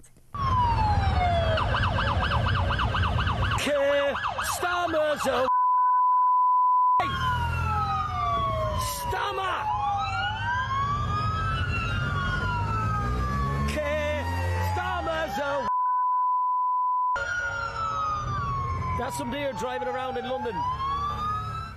I mean, literally everywhere he goes. I mean, they can't even show the audience at the darts now because they're shouting it every time somebody's actually up playing. They're playing darts and they're shouting about the Prime Minister. It's extraordinary. Benedict, very good morning to you. Good morning, Mike. How are you doing? I'm very well indeed. Possibly the most unpopular Prime Minister of all time. His latest manoeuvre is to say that the police in the West Midlands have made a mistake by banning fans from Maccabi Tel Aviv to come. I mean, surely to Christ, he could do something about that, couldn't he? Well, I suppose we're going to find out what the true limits of power of a Prime Minister are as to whether or not he can actually intervene to allow football fans to go to a match. Yeah. I mean, it is... frankly, I don't think many members of the Jewish community in the UK are particularly enamoured with the Prime Minister right now. Obviously, this decision wasn't his to make, but I think a lot of eyes are going to be on him to see what the government can actually do and how it is that they actually plan to make Jewish people in this country feel safe. It's a major concern, though, actually. We have to be clear, there's so many more ramifications than simply the optics of Jewish people not being safe in a city, in a major English city in this day and age. If the police, if the local police are genuinely turning around and saying, look, we're unable to police a sporting event in what is still ostensibly England's second city, what does that say about their ability to host all sorts of things, to manage all sorts of other things? If they can't do this at a fairly straightforward sporting event, is that going to affect the city of Birmingham's ability to simply function on any kind of level? If you're genuinely saying foreign people from certain countries are not able to come and people of certain ethnicities are not safe in this city because they risk violence, I mean, just on a performance level, that's a massive indictment on the local police, and it is a massive indictment on the Prime Minister that he's overseeing a country where that can be allowed to happen. Yeah, exactly right. And also, you know, if their claim is that because they've heard that Maccabi Tel Aviv fans can be a little bit violent themselves because of what happened in Amsterdam, you know, I haven't seen them banning any other football teams from going to Aston Villa or from going to any other place in Birmingham as a result of their reputation. You know, what would they do with Millwall? I mean, what would they do with Celtic fans? You know, Celtic fans who, whenever they do play in England, and they do play sort of every now and then, are more than happy to sort of chant about the IRA and cause a bit of trouble. Or Rangers fans, whenever they turn up south of the border, are also known for a bit of for a bit of a tear up. Neither of them get banned, you know, because we just have to put up with it. We just have to deal with it. Yes. I mean, you know, for heaven's sake, Celtic, I think, played actually in Birmingham last year, was it? And they were chanting about the IRA. Yeah. Well, Birmingham was bombed by the IRA. You know, why on earth is that acceptable? I know. It's exactly Tel Aviv, that's not. Exactly right. But also, isn't it ridiculous ridiculously sort of mealy-mouthed. And I mean, I had John Rentoul on earlier saying, well, of course, the Keir Starmer can't get involved in policing issues, policing matters. That's for, you know, for them. Their operational conduct has to be, you know, completely separate from government. Well, it doesn't actually, because the Home Secretary can intervene if she wants to. Shabana Mahmood, she hasn't said anything about it. I mean, he said he thinks it will be resolved later today. I mean, surely somebody with some brains will reverse it and say this is ridiculous. Yeah, surely, I mean, if nothing else, surely government has the resources to intervene on behalf of West Midlands Police and say, OK, what is it that you need for this actually to go ahead? Where do we have to divert resources from? How is it that we make it safe? But also, we all know that actually police have pretty sweeping powers to intervene to stop people who are known to them from getting involved in violence at football matches, to prevent them from going to areas. What do you need also to prevent those people who you are clearly worried about turning up in the first place? So, you know, I would just think it's going to be a massive failure of our ability to put on fairly basic events if we're not able to do it. And, you know, nobody's saying it's going to be 10,000 Maccabi Tel Aviv fans or something like that. You know, it's a European away game. It'll probably be a couple of thousand. It's not a huge number of people in the grand scheme of things. If we're not able to manage that sort of basic A to B transfer of people to the stadium and back again, and let's be clear, it's not Aston Villa fans that we're being told are the ones that are going to kick off. It's not necessarily going to be in the stadium that there's going to be problems. It's outside. If you're not able to do that, like we do with football matches on a weekly basis in this country, well, what exactly is the point of us if we can't run these things in our own backyard? No, exactly. And clearly as well, the sense is that the police are once again operating as a two-tier system, you know, because all the decisions that they make, like we can't ban the pro-Palestine protests, you know, we can ban Israeli hooligans from coming to Aston Villa. You know, which one of those things is right, and why couldn't both the things be banned? Well, exactly. I mean, the pro-Palestine marches in London have hundreds of thousands of people marching through the centre of London every week, and we're told that that's absolutely fine. But as I say, it'll be maybe 1% to 2% of that number will be arriving in Birmingham. I mean, how it is that you can sort of turn around and say to those people, well, for your safety, you're not allowed to go and do this thing. I mean, what is, as you say, it's two-tier, because what does it show that they're prioritising? They're prioritising effectively the will of a majority in a certain set situation, because that majority threatens to get violent. And I'm sorry, but in a civilized first world society, you draw the line at that. You say, look, I don't care how many of you there are threatening to be violent. That's not what we do here. We don't behave like that in a country like that. If you want to, no problem. You know, apparently we're very pro-open borders and everybody's allowed to rock up or leave. Very happy for you to go elsewhere and do that sort of thing. You know, there's a raft of countries that are more than happy to let you do that. But here, that is a red line, A. And when it comes to Jewish people in particular, whether or not they have Israeli passports, we don't tolerate that sort of intimidatory tactics being used against Jewish people. No, exactly right. Benedict, good to see you. Thank you very much indeed. Benedict Spence, political commentator there with his take on it. Coming up, we'll get Dan Hodges' take on it as well. He's been very vocal overnight on this particular story. Morning, Mike, says Andrew. My parents are both in their 70s and say they cannot even remember a time when the country was so angry. We are constantly being lied to, and in November, when Reeves will break her manifesto pledge and probably impose a tax, surely this government is toast. We've had the same lies, nonsense and mediocrity in different names in living memory, and not one man in the street is better off. This circus of a government needs to go, and reform needs to be given the chance to totally overhaul this mess. Andrew, once of East Sussex, he says, now living in Saudi, enjoying a better way of life. Yeah, well, I mean, I'm sure you are. It's not very good here right now. Let's go back to the news, and we'll talk to Dan Hodges after that.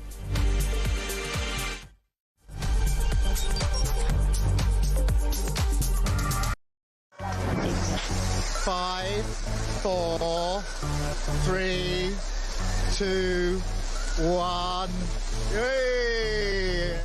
8722, start your message with the word talk. Who would you send to space and why? The person I would love to send to space would be Mr. Keir Starmer. And then I would tell the Galactic Empire that he was part of the Rebel Alliance and let them blow him away with the Death Star. No Brits was involved, no fingers could be pointed. You carry on taking the medication, George. Yes, I'd send all the Labour government to space with a one-way ticket and throw in the SNP for being useless. They're all a bunch of... Oh, all right, fair enough. One person, quite frankly, I think needs to go to space in a one-way journey is Jeremy Kyle.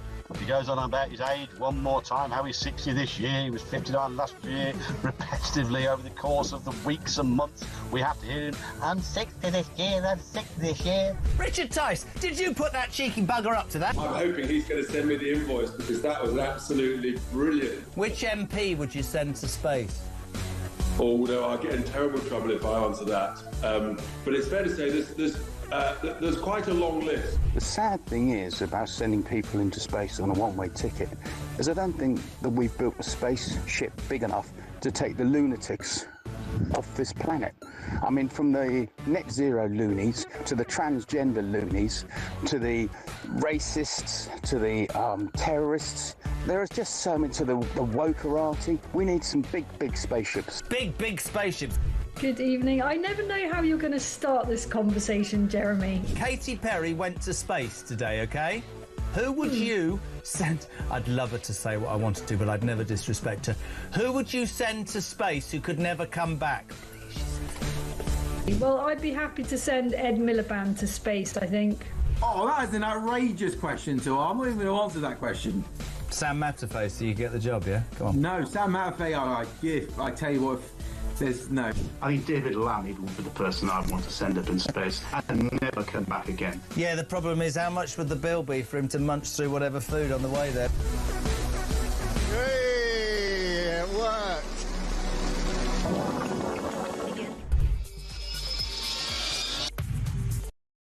Across the UK, on DAB+, on your smart speaker, on your smart TV, and on your side.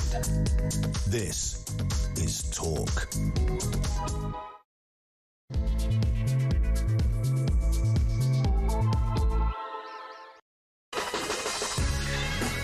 Welcome back to Morning Glory. Coming up to 3 minutes past 8. It is, of course, Friday the 17th of October. We've reached the end of yet another week, and I was saying in the first 2 hours this morning, isn't it rather ironic that we started this week with a rather joyous story around what was going on in the Middle East, in Israel and Palestine, where 20 living hostages were released back into the arms of their loved ones by Hamas. They were finally persuaded, obviously, by some nudging from Donald Trump, from some quite serious talking to from Qatar, Egypt, and of course other countries in the Arab region. Turkey, I think, as well was mentioned as one.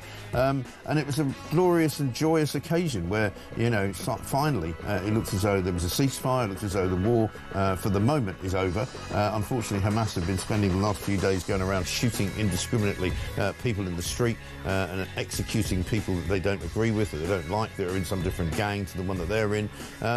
But even as Monday was kind of, you know, going off into the ether as one of the great days of international politics and just a very, very good day to be a human being, we now reached ourselves on Friday, where it turns out that West Midlands Police have basically banned Maccabi Tel Aviv football fans from Israel coming to Birmingham for a match against Aston Villa next month because they don't think they can guarantee their safety.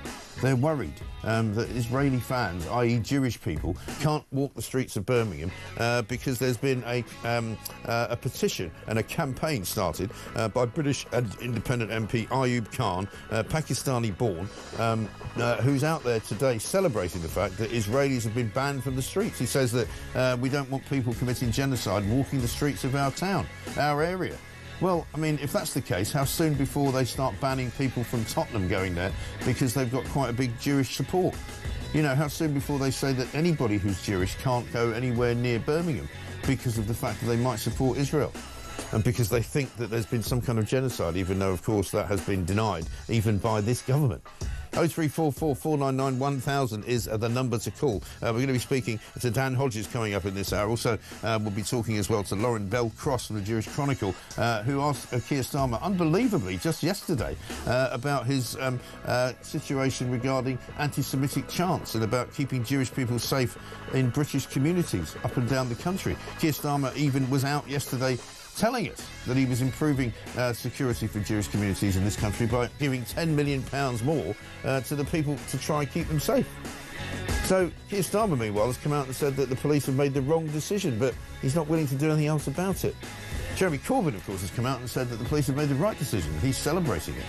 with his Your Party. 0344 499 1000. Meanwhile, Rachel Reeves is still over in Washington with the IMF. She says the economy's growing. No, it isn't.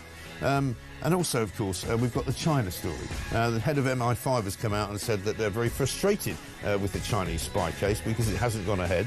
Keir Starmer seems to be very confused about what happened, who said what to whom, who was given permission to look at documents, who was the one who basically collapsed the case when the CPS were trying to prosecute it. The list of nonsense goes on and on and on, but we'll try and get to the bottom of all of it. 0344 499 1000. This is Morning Glory. Let's get it on.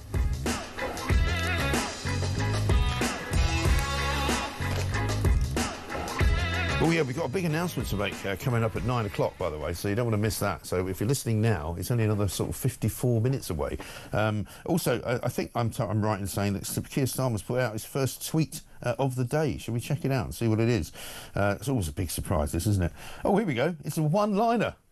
Let's get Britain building. OK, then. Let's get Britain building. Why not? Good idea. What else should we do? Let's get Britain dancing. Let's get Britain singing. Keir Starmer's... No, not that one. Anyway, Dan Hodges is here. Dan, very good morning to you. Morning. Long time no see. Good to see you. I've got lots to ask you about because, I mean, I see you've been very vocal overnight on this crazy decision about football. I've even having a nice set-to with Mehdi Hassan, desperately trying to make himself not look anti-Semitic and failing miserably.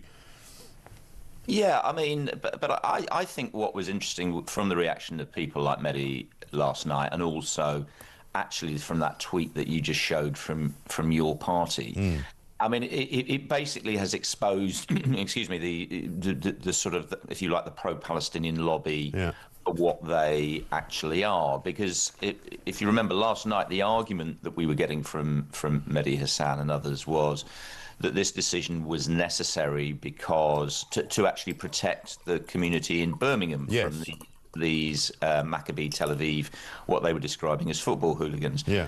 But that tweet lets the cat out of the bag. It's nothing to do with that. It's part of a broader campaign to target Israel, and I'm going to be completely honest about this. And frankly, in this case, also to target Jews, and the police have been very explicit about this. They've said they cannot guarantee the safety of the Maccabi Tel Aviv fans, and we know why.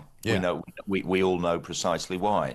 So, I mean, this is an absolutely disgraceful and shameful decision. Right. Well, if you look at the reaction of Ayub Khan, the MP, the British Independent MP, who sort of launched this campaign to get these fans banned, this also tells you why it's all happened. Have a look.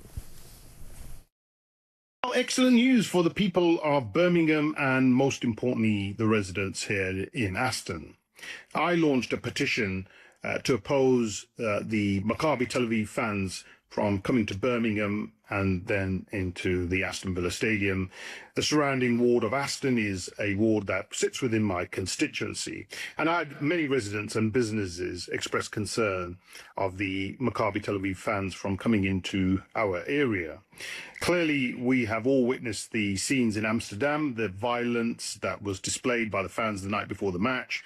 We all watched and listened to those vile chants of hatred and racism, and so there's no space for that kind of behaviour here in Birmingham. There's certainly no space for that kind of conduct in Aston.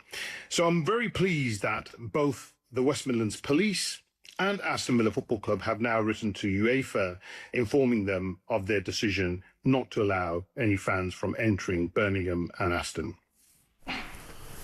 Yeah. So, I mean, there you have it. He doesn't want any fans from this an Israeli football team. So he's basically saying, it's a bit like saying, you know, we can't have any Israelis visiting us because they're all going to do some kind of horrible act of violence, which is obviously utterly untrue. Well, absolutely. And I mean, the key thing is also what is staggering is the hypocrisy, because the very same people, such as the MP from the area, who last night was saying that the issue needed to be calmed down, tensions needed to be calmed down, this was a very sensitive time, had, as he has openly admitted, spent the last sort of month or so actively mounting a campaign against the Maccabi Tel Aviv football fans. And again, it's the absolute hypocrisy. So here we have, and we've just seen it, this MP talking about racist chants. Every weekend in central London, we see members of the pro-Palestinian lobby marching through central London, expressing the most virulent racism, the most virulent anti-Semitism. But in that instance, we're told the argument is, oh, no, it's all about free speech. It's all about the right to protest. Yeah. And this is the other thing. If people wanted to protest about Maccabi Tel Aviv, I'm not entirely sure what this football club is supposed to have to do with the policies of the Israeli government. Yeah, right. If they wanted to protest, okay, that would be one thing. But the police have been very clear. The Maccabi Tel Aviv fans were not facing a protest. They were facing actual physical violence and threats to their personal safety, which the police couldn't guarantee. So the question is this: what are we actually going to do in this country anymore? If somebody threatens someone else's safety, is it going to be the policy of our police forces, the policy of our government, the policy of our elected officials to say, in those instances, we will penalise the people who are being threatened rather than the people who are doing the threatening? And just to say, I mean, frankly, I've had it with the words from Keir Starmer now. I mean, yesterday, literally 2 hours before this announcement was made, Keir Starmer was on social media, again giving these pious platitudes about how we will ensure Jews are safe in this country. Yeah. 2 hours later, we find out one of this country's largest police forces is saying they literally are not safe on the streets of our second city. Right. We now need action from Keir Starmer. We need action from Keir Starmer. We need action from the Home Secretary. We need to ensure that those fans can come to the game, can arrive in this country, watch the match, and leave the country in safety. And this is now the acid test for Keir Starmer. All those fine words we heard after the appalling Manchester synagogue attack, is he actually going to follow through now? Right. Well, interesting. I'm just looking at Shabana Mahmood's Twitter feed, right? She's retweeted Keir Starmer saying this is the wrong decision. We will not tolerate anti-Semitism on our streets. But she hasn't said anything about it herself. And the tweet directly below that says, we face a rising tide of anti-Semitism throughout the UK. As your Home Secretary, I'm committed to this fight. Well, what's she going to do about it? Why are we not hearing from her this morning saying, I'm going to reverse this decision, I'm going to tell the West Midlands Police to get their act together and that these people can come and watch their football team? But that's exactly right. The key thing is, though, the statements we are continually getting from Keir Starmer and other senior ministers, it's no longer reached the point where they are just simply vacuous. They are now becoming actively counterproductive, because what people see, if people see the Prime Minister of the country saying something must be done and then nothing is done, then the people who are out there seeking to overtly out there seeking to intimidate and threaten and potentially attack members of our minority communities, they are going to be actively emboldened by this. We are sending out a signal saying, if you want to intimidate Jews and you want to attack Jews, there is nothing we are going to be able to do about it. Now, that is simply not a tenable position. I'm not interested in all this stuff about, it's an operational matter for the police. It isn't just an operational matter for the police. This is a fundamental issue of what sort of country we are going to be in 2025, and ministers need to act. And frankly, again, I'm not an operational expert, but my view is, if the police cannot guarantee the safety of people on the streets of the United Kingdom, then we're going to have to start looking at some sort of military solution to this issue. Right. That is the key thing now. Yeah, because it's absolutely unbelievable. I'm just going to read this to you, because this tells you something as well about what's going on in this country. Ellie has sent me this. Oh, my God, Mike, I'm just looking at the Telegraph sports page on Facebook. I seriously could cry at the comments. The anti-Semitism comments are just shocking and vile. I'm so ashamed and fearful for our Jewish friends and community. I can't find the words to express how I feel today. And I don't know if you've seen this story in the Times this morning on the front page, where it says basically that, incredibly, 30% of NHS workers, they've done a study into the attitudes of people working in the public sector. 30% of NHS workers in this country have expressed the highest degrees of sympathy for Hamas, compared with 14% of the wider public. I mean, the fact that there's even 14% in the wider public is bad enough, but 30% of people in the NHS have sympathy for Hamas. I mean, what's going on? Well, and can you imagine if you are Jewish and you or your loved ones have to enter the NHS? Yeah. I mean, I know, but I've spoken to people in the Jewish community who say now when they or their relatives have to utilise NHS services, they're careful to physically remove anything that could actually identify them as being Jewish. Yeah. You know, it's an absolute disgrace, and you know, It's terrible. what would we be hearing from Keir Starmer and Shabana Mahmood if these were right wing football hooligans threatening supporters from any other, as it were, minority ethnic team? We would have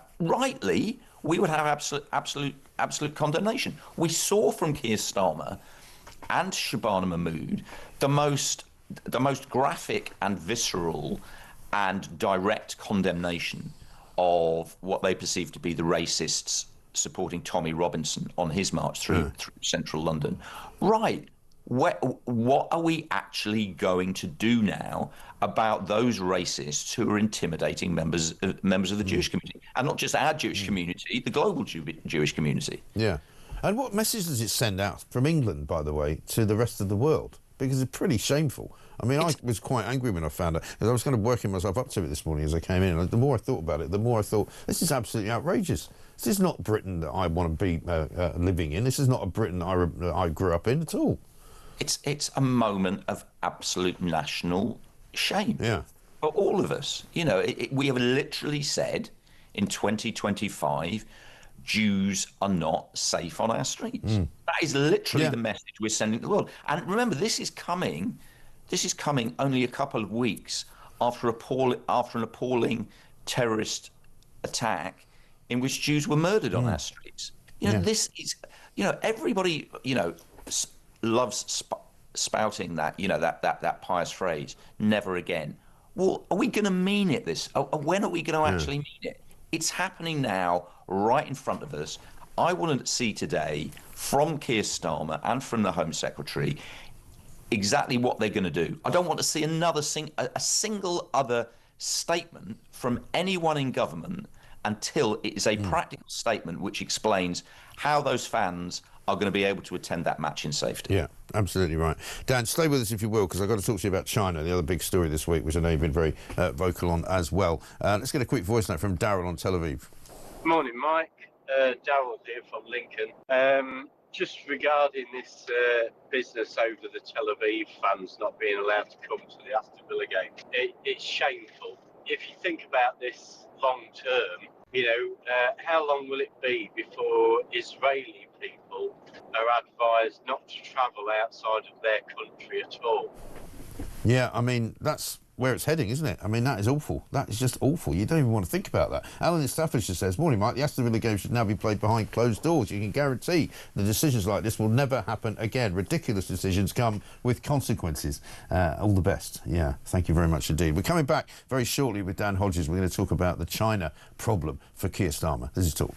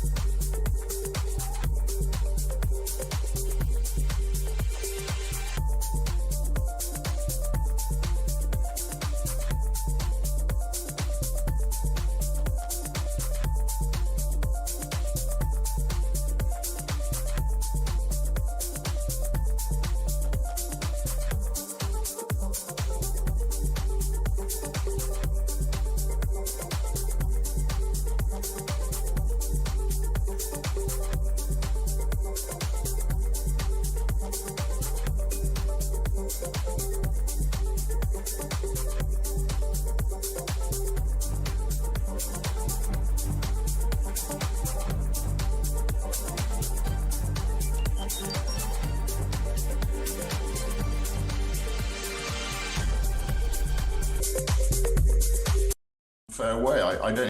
Where's the United Kingdom? Behind you. Where? Oh, I'm here. Oh, there you are. Very good. Oh, stick kids coming forward. It all came in like 20-minute notice. Oh, he's come up to speak and Trump and we have sent so him many away. others, and just so many others. And it's such a compliment to what we're doing, because what we've done is something very unique and very special. So it's perhaps the wealthiest and most powerful. Right, cut him now. Cut that.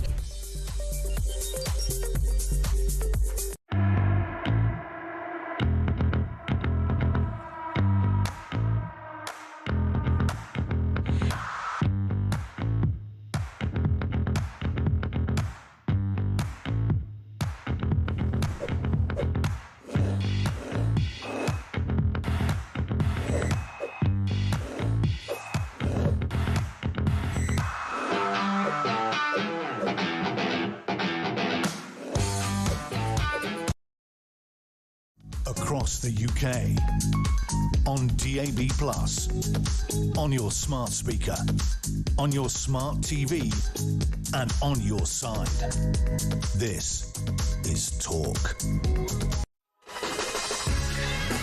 Welcome back to Morning Glory, 23 minutes past 8. I'm Mike Graham with you, of course, all the way through until 10 o'clock. A Villa fan here says, Tom, we most of us want the fans to enjoy the game, but no one can stop the Palestine loons turning up to cause riots, and they will. Everyone is singing Keir Starmer's we know. Literally everywhere you go. They're even singing it at the darts, for heaven's sake now. They can't even play the darts audience noises out towards the end of the shows because they're all singing about Keir Starmer. One question that has been asked is... by a couple of people is what happens if you're a Maccabi Tel Aviv fan and you want to go to the game and you live in Britain? I don't know quite what the answer to that one is. I don't know whether you know the answer to that, Dan. Are they going to ban anyone who turns up in a Maccabi Tel Aviv shirt? I mean, what's that all about? Well, no, I mean, I would presume this simply relates to whatever the ticket allocation was from the club to Maccabi Tel Aviv. So, yeah, I presume other fans can freely go to the game. Although, again, if they turn up again, can their safety be guaranteed? I mean... Well... I mean, I remember when I lived in Glasgow, Maccabi Haifa came to play a game against Rangers, I think it was, and they were staying in the Marriott Hotel, and there was a protest outside the Marriott Hotel by, bizarrely, a load of Celtic fans, as you would expect. But it was a bit of a sort of, tuck and take me, sort of 25 people kind of thing. It wasn't particularly threatening, but you can see how that kind of thing could happen. Because effectively what you've got is people who want to eventually stop anyone from Israel doing anything anywhere. Yeah, I mean that's the key point I was making before. This is not actually a public safety issue. We've seen it. This is part of a broader attempt to basically sort of just target Israel and Jews in whatever form people can. Yeah, exactly right. Let's talk about the other big story of the week, which of course is China. You've been writing spectacularly, I think, this week about it. I was talking to John Rentoul earlier, who doesn't agree with you. He says that this is in any way a problem for Starmer. I mean, I tend to take your view that Starmer has wrapped himself up in knots on this one, and it's very clear that what he said and what has been said up to now has been a bit of a tissue of lies, isn't it?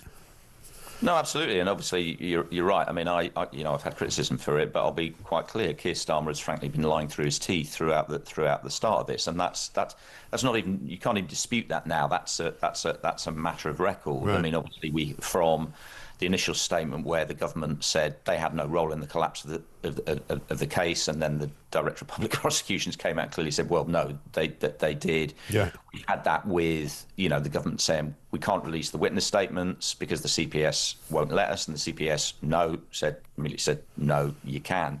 And obviously the crucial one we had when the witness statements were finally released is for the entire week, the government, ministers in the House of Commons chamber, Keir Starmer himself, had been saying consistently the government's hands were tied. They could only provide witness statements and evidence that related to the government's position on China as it was at the time of the offences when the Tories were in office. And again, we found out that was a complete lie because the Deputy National Security Advisor had literally cut and pasted a part of his evidence from the Labour Party's own manifesto. Now, that's not, I'm not, you obviously know I'm critical of Keir Starmer. But these are documented facts. These are not matters of dispute. The government has lied and lied and lied again about all these issues, and that's why I do think it's very, very serious for Keir Starmer.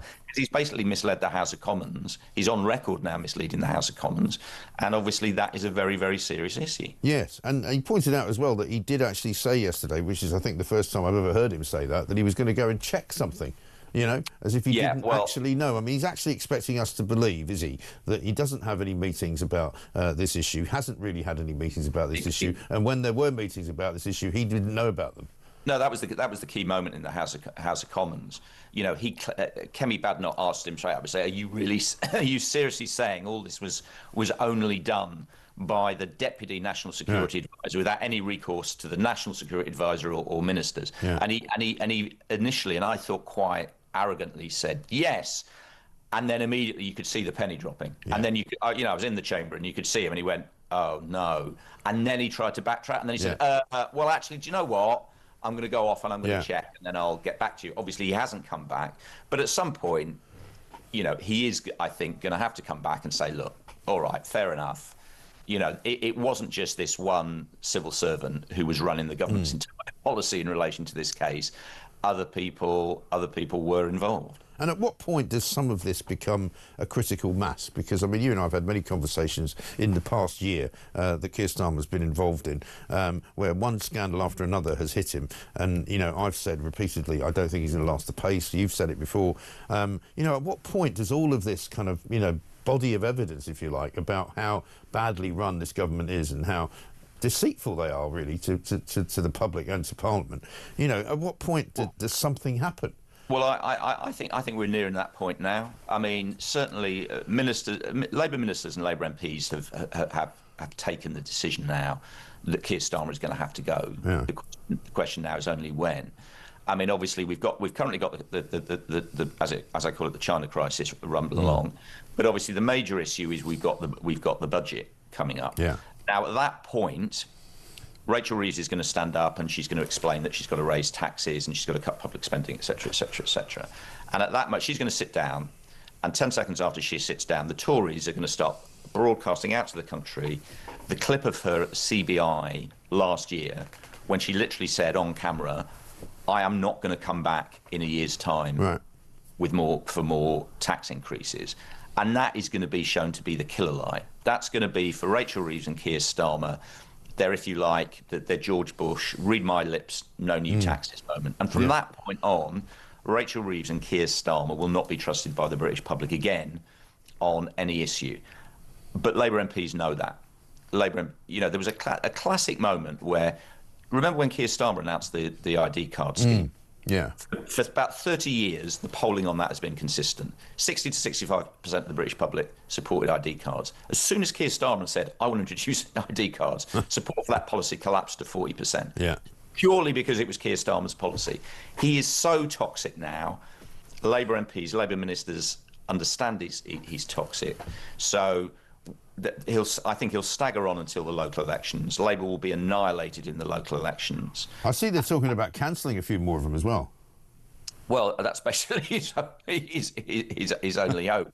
But I mean, obviously, in his conference speech, I mean, I said it at the time in his conference speech, he set himself up as, "I'm the man who can take on and defeat Nigel Farage." Yeah. Well, in the local elections, when Nigel Farage absolutely takes him to the cleaners, I think that's going to be the tipping point. Yeah, absolutely right. And this week as well, I mean, it seems such a long time since Monday, because Monday was such an amazing day for so many reasons. But you know, who can forget?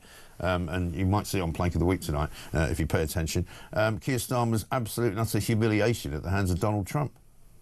Yeah, well, as I said, I mean, he got caught doing a John Terry, didn't he? Yeah. I mean, he turned up at Sharm el Sheikh and was pretending, and the briefing we were getting, but you know, in the days running up to that, was suddenly, oh, Britain, you know, Keir Starmer. The key role. He's had a major role. Right.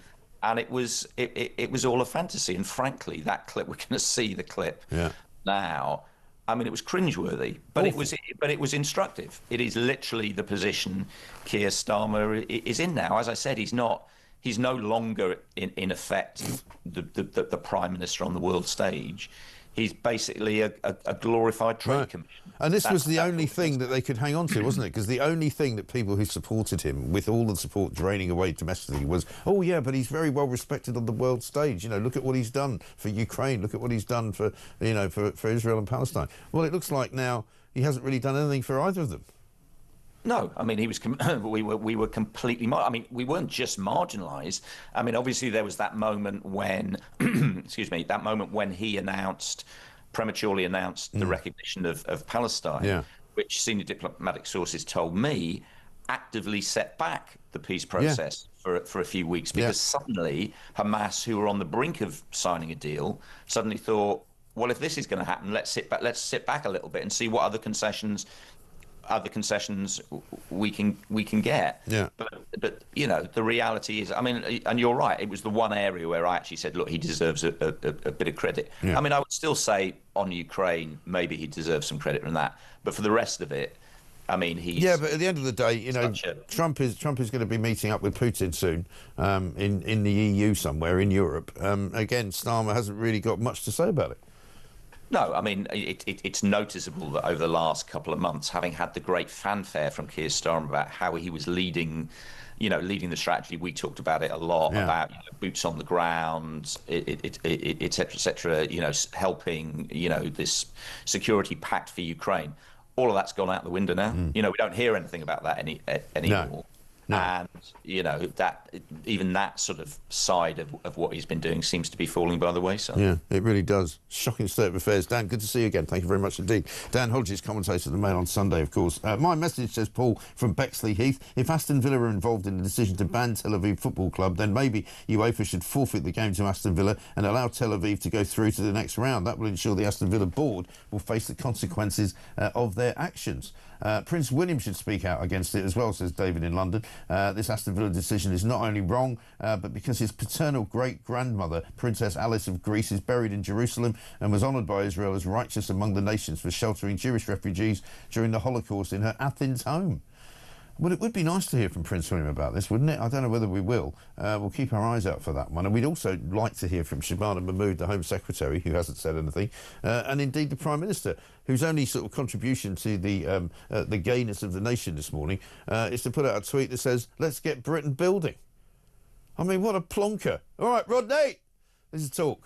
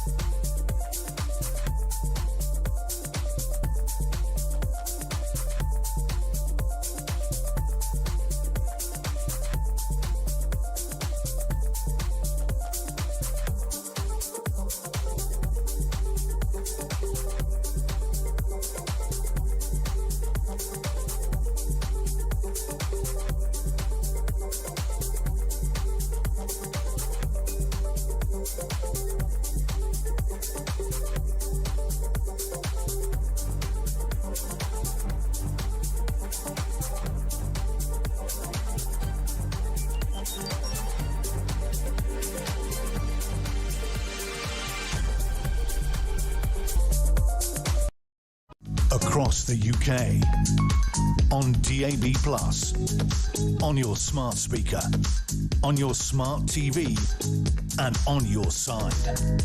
This is Talk. Welcome back to Morning Glory, 8:37. We just spoke to Dan Hodges. I'm just looking at one of his tweets that he put out late yesterday. A new election polling organisation, Find Out Now UK, has put out Westminster voting intention. He says for the first time, Labour have dropped below the Tories. You've got Reform at 32%, Conservatives 17%, Labour 15%, Greens at 15%, and of course you've got the SNP at 3% and the Lib Dems at 12%. The Lib Dems still nowhere, the Greens still pretty much nowhere, but on the same level as Labour, which tells you something. And the Conservatives and Labour added up together pretty much just add up to what Reform have got. You know, it's not a good picture, is it, for them? Absolutely incredible stuff. A great picture for Reform, of course. Let's talk to Heidi Hummels, who's KTAR news reporter in Phoenix, Arizona. Donald Trump this morning saying he's going to meet Putin again. I think we've got a clip. I'd say within 2 weeks or so, pretty quick. Marco Rubio is going to be meeting with his counterpart, as you know, Lavrov, and they'll be meeting pretty soon. They're going to set up a time and a place very shortly. Maybe it's already set up. They've already spoken. And I thought it was a very good phone call. I thought very productive. But I'll be meeting with President Putin, and we'll make a determination. Tomorrow I'm meeting with President Zelensky, and I'll be telling him about the call. I mean, we have a problem. They don't get along too well, those two. And it's sometimes tough to have meetings, so we may do something where we're separate but equal. We'll meet and talk parties, but this is a terrible relationship the two of them have, and it's one of those things. Donald Trump, fresh, of course, from the Middle East situation, where he managed to get a ceasefire organised between Hamas and Israel, which some people never thought would happen. Heidi, very good morning to you. Good morning, Mike. Good to see you again. Nice to see you too. Zelensky turns up, I think, in DC today to see Donald Trump. Again, something that a lot of people wouldn't have thought might happen, considering what it was like the first time they met. What's going to happen today, do you think? That's right. Zelensky is meeting with President Trump today at the White House, and they're going to talk about Tomahawks. And Tomahawks are these long-range missiles that the U.S. could be supplying to Ukraine. Now, when Putin got wind of this, that the U.S. might be supplying Ukraine with Tomahawks, that these Tomahawks could reach Moscow if launched from Ukraine.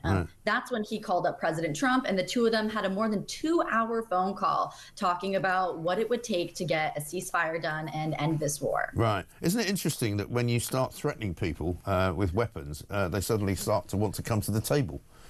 Absolutely. You know, Putin has not been at the table resuming peace talks until this Tomahawk talk came up, that Zelensky would be coming back to the White House to meet with President Trump. So it's definitely putting pressure on Russia right now.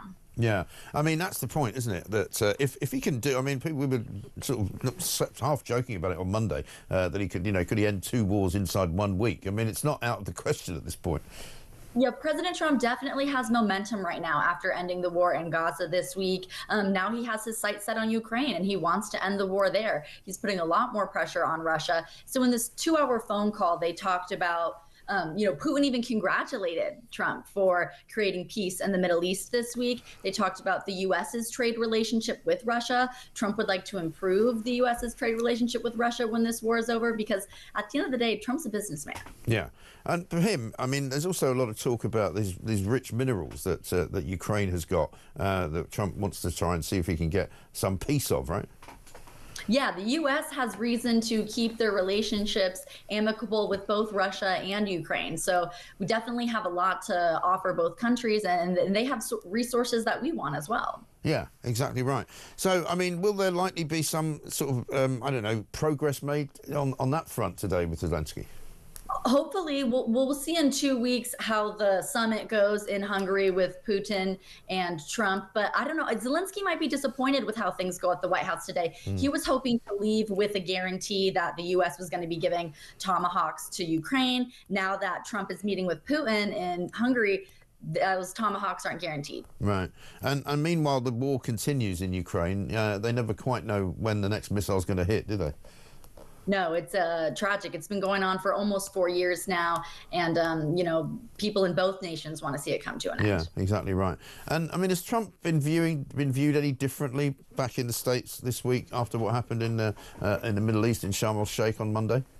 Oh, yeah. Everyone is singing his praises on both sides of the aisle because, the conflict in the Middle East has been going on for centuries and no one thought that he could get this done. Trump did campaign on this promise that he would end both wars within the first 100 days of office even. We're a little past that now, but if he gets both of these wars ended this month, it's a big win for him. I mean, I saw even Hillary Clinton was actually congratulating him, which I thought must have been painful for her to do.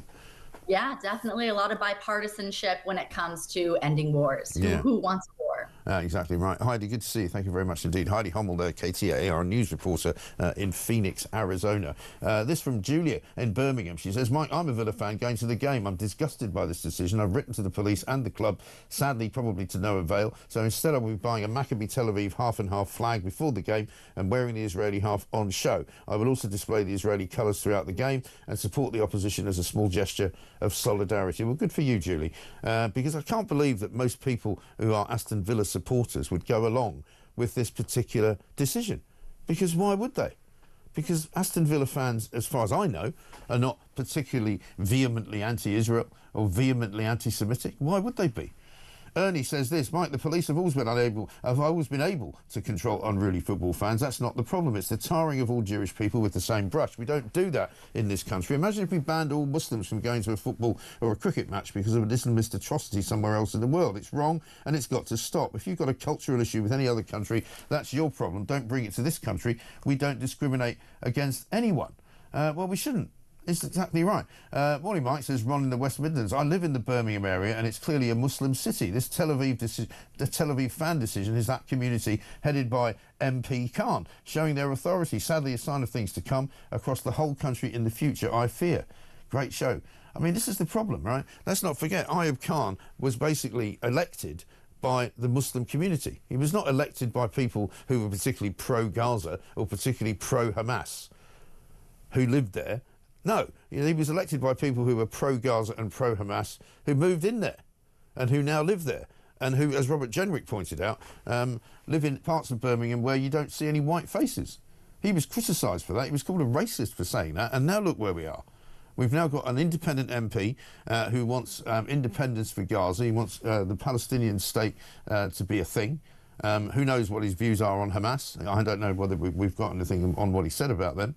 But as I said, when you've got 30% of people now working in this country in the NHS who have sympathy for Hamas, you'd have to say he certainly would represent some of those people. He would represent people who have sympathy with Hamas. Just incredible. Mike, I'm a Villa fan going to the game. Sorry, I've done that one. If Ayub Khan says there's no place for violence and racism in his area, then why not attend the game and shake hands with every Tel Aviv fan and welcome them as equals, says Steve. Very good point. Hi, Mike. So police in Birmingham are basically saying they're either too afraid to defend the Jewish fans or not capable of protecting them against the crazy hordes. This is a straightforward case of apartheid. I am truly ashamed of this country, says Mary in Colchester. Matt in Staffordshire. There's an awful lot of these, so I'm going to keep reading as many of them out as I can. Mike, the Villa situation is a national disgrace. I'm ashamed to be British, but please, can you clarify who actually made the decision? As I understand it, the police only advised on this. Was it Villa themselves who made the call? Would be good to know. As far as I'm aware, it's the West Midlands Police that have made the decision on the basis that they cannot guarantee the safety, they say, of the Maccabi Tel Aviv fans. Now, if they can't guarantee the safety of some foreign football fans coming here from another country, you have to ask why. And you have to ask who it is that's threatening them and who it is that would be putting them in danger. And you can only conclude that it's not Aston Villa fans per se. It would be people who would be deliberately somehow demonstrating against Israeli fans. And that community, as we all know, would be the Muslim community. And so if the Muslim community is actively threatening people coming here from a foreign country, surely those people who are doing that ought to be in some way spoken to and possibly locked up. And if Ayub Khan is one of those people that supports it, then he should be questioned, shouldn't he? 0344 499 1000. Absolutely unbelievable. Andy in Cornwall says the banning of the Tel Aviv fans simply reinforces Robert Jenrick's comments about integration. Having lived in Birmingham, Aston is literally a no-go area apart from match days due to the demographic. This has nothing to do with football. It is suiting local mosque leaders. and never a truer word was said.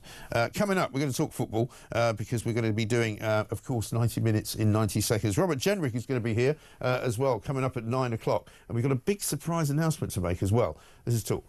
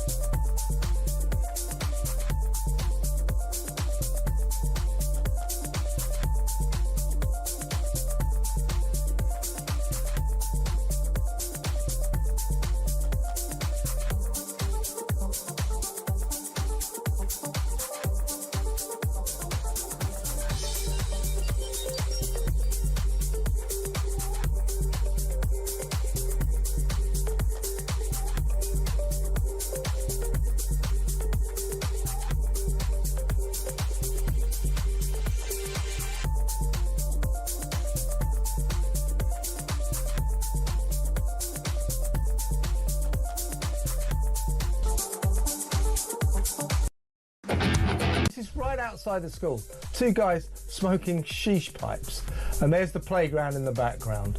So this is what's happening around Cherry Lane Primary School in West Drayton as we're talking. Look at this. Look at this. I've never seen anything like it. Look at the state. Look at that. Look at this. Come through this underground tunnel walkway, a pedestrian pathway that goes underneath the M4.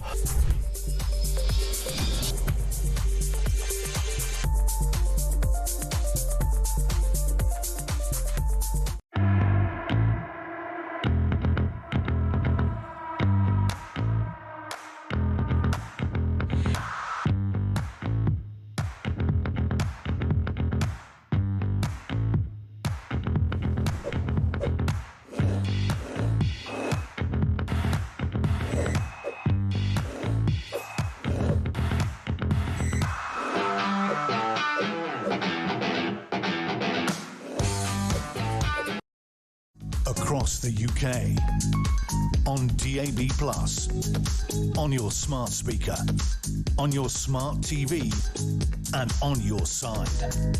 This is Talk. Welcome back to Morning Glory. It's coming up to 10 minutes to 9. Mike, so the Aston Villa thing, does this now mean that Aston Villa fans are majority Muslim or majority left-wing liberals or a mixture of both, says Stuart? Well, I don't know what the Aston Villa fans have made of it, really. I'm not sure.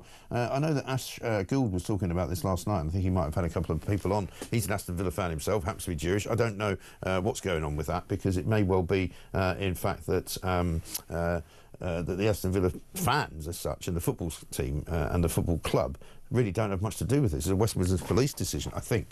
But let's talk to Charlie White now, football editor at The Sun. It's time for 90 minutes in 90 seconds. 90 minutes in 90 seconds.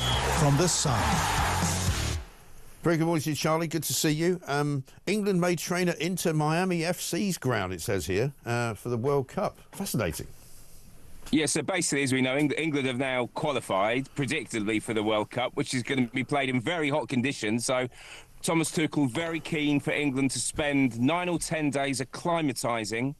So it looks as though, well, they're going to be going to Miami or Fort Lauderdale, which is where David Beckham's Inter Miami play. And they're going to play a couple of games there as well. They're going to train there as well for 8 or 9 days before they head off to their base, which we think is actually going to be in Kansas City, which is sort of right in the middle of America, with a sort of which is going to be good because England could be playing in Toronto, Vancouver, they could be down in Mexico. So Kansas is going to be the base during the World Cup. But before then, it's going to be over in Florida, and I'm sure David Beckham is quite pleased about this. And I'm sure he will be. Think that. Yeah, I think he's sort of been involved a little bit, not directly, but I think the FA have decided that's where they want to be. A bit difficult for the fans, I guess, to figure out where to go and book their trips, right? Because they don't know yet where they're going to be playing. Yeah, I mean, look, it's going to be so expensive. It's a total joke. The draw's going to be on December the 5th in Washington. It was due to be in Las Vegas, but a certain Donald Trump jumped up and down in anger and told them he didn't want it in Vegas. He wanted it near his back garden in the White House. So it's in Washington, and then the England fans will be able to plan their journeys. But look, it's going to be expensive. It's the ticket prices, the travel. It's going to be extortionate, and I feel really sorry for all the genuine fans that watch their team home and away. Yeah, absolutely right. Charlie, good to see you. Thanks very much indeed. Charlie White, football editor of The Sunday. That's 90 minutes in 90 seconds. 90 minutes in 90 seconds from The Sun. Coming up, says Ian, Mike, what a bad day for the UK. Where is this country going? Yeah, it's a good question. It really is a good question. Let's have a long conversation, though, with Lauren Bell-Cross, the political correspondent at the Jewish Chronicle. He actually asked a question to Keir Starmer yesterday about protection for the Jewish community and anti-Semitic chants. Have a look. We have to step up in relation to defeating anti-Semitism. Action is what matters, and we're absolutely committed to that. The discussion we've had this morning was not about words.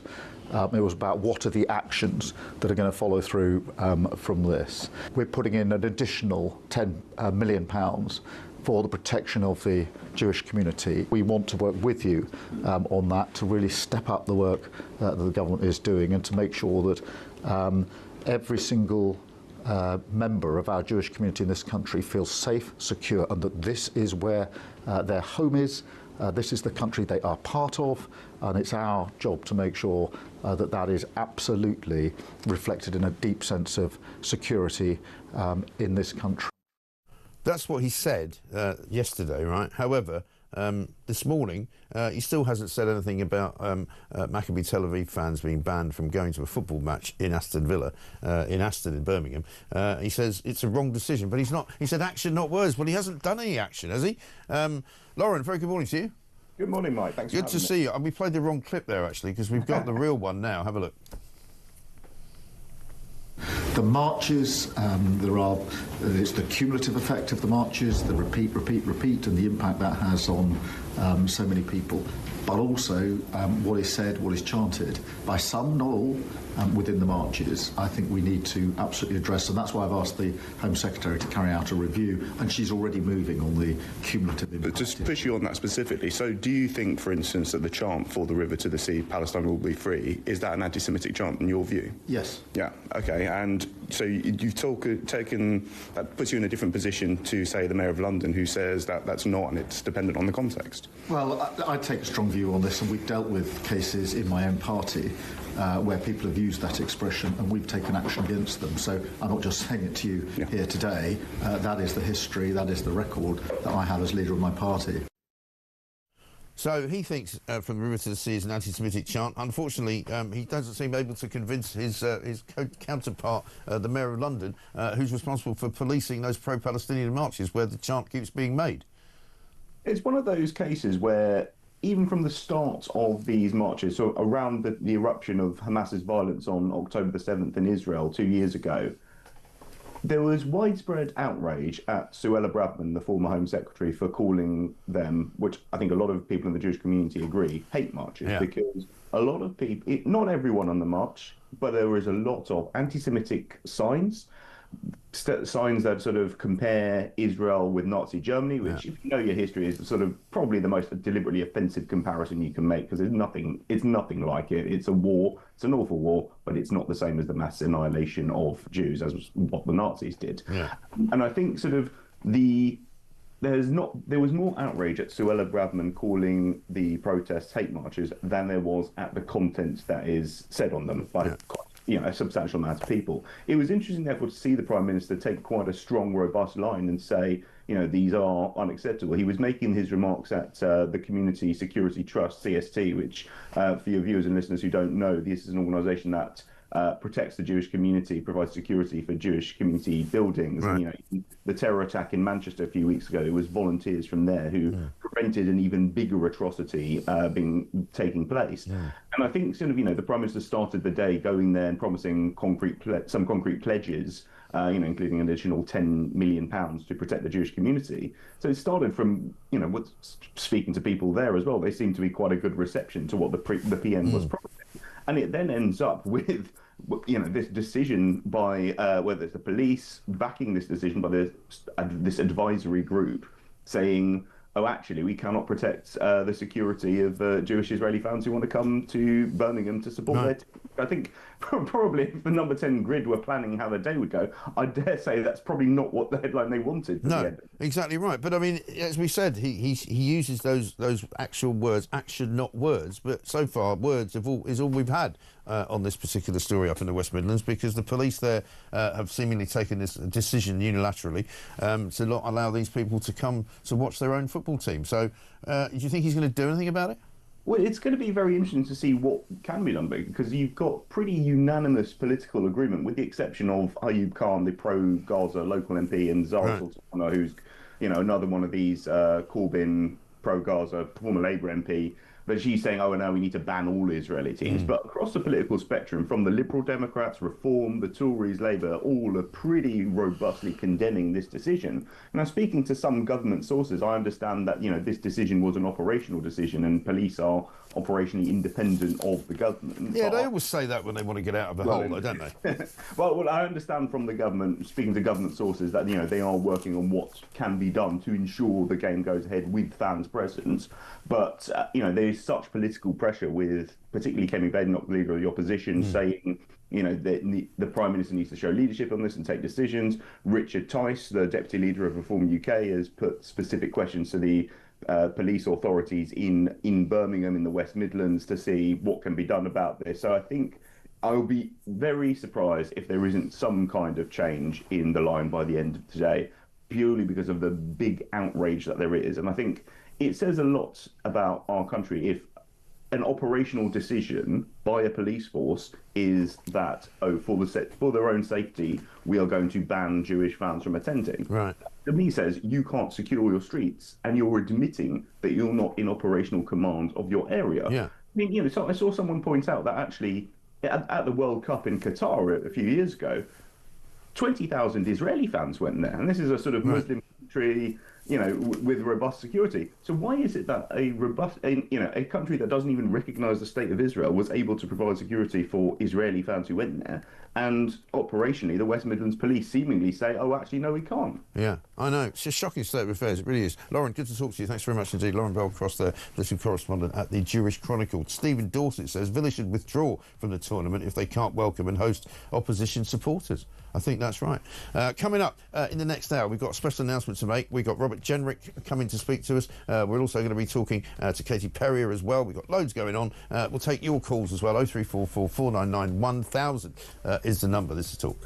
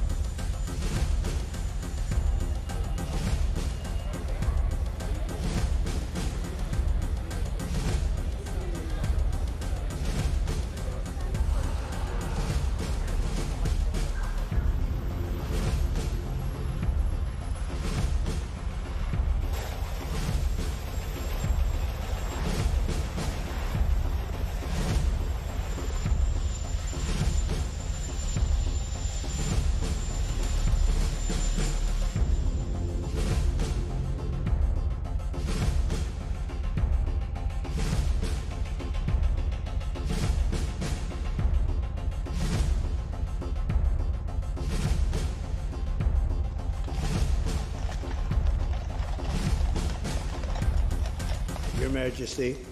Melania and I are deeply grateful to you and Queen Camilla for your extraordinary graciousness. And to William and Kate, thank you so much. It's been so great being with you today. Thank you very much. Appreciate it. It's a singular privilege to be the first American president welcomed here. The phrase special relationship, seen from American eyes, the word special does not begin to do it justice. We're joined by history and fate, and by love and language. Thank you. Thank you very much. It's a great honor to be with you.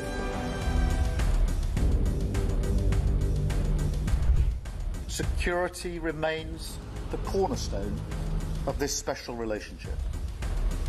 We have the deepest, most advanced defense relationship in the world. As I said last night, the bond between our countries is like no other anywhere in the world. The United States and the United Kingdom have done more good on this planet than any two nations in human history. We are working together to end the humanitarian catastrophe in the Middle East. The one that I thought would be easiest would be because of my relationship with President Putin. Across the UK, on DAB+, on your smart speaker, on your smart TV, and on your side. This is Talk.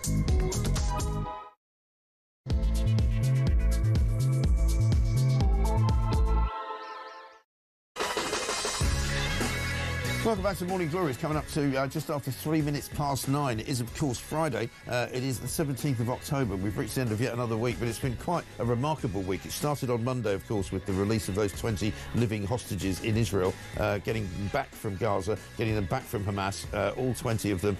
Very, very happy to be returning into the loving arms of their families, their wives, their children, in some cases their sisters, their brothers, their girlfriends, their boyfriends. It really was a beautiful thing to see. But we've got to the end of the week, and I'm afraid we've got yet another anti-Semitic story to tell you about, and that is that a football team from Israel, who are called Maccabi Tel Aviv, have been told that they can't bring any of their fans with them when they come to play in Aston Villa next month in the Europa League, because apparently the West Midlands police say they can't guarantee their safety.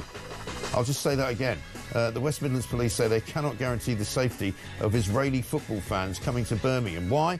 Because they're obviously under some kind of threat from the local community who have been campaigning to stop them from coming. Of course, we heard earlier from Ayub Khan, who's a British independent MP, who was basically elected because of his pro-Gaza stance, because of his pro-Palestine stance, not because he was going to do anything about fixing up Birmingham, but he got in because there's a large Muslim vote and a large Muslim community, and that large Muslim community apparently doesn't want to see anybody from Israel going to a football match, and so they've got West Midlands police to ban them.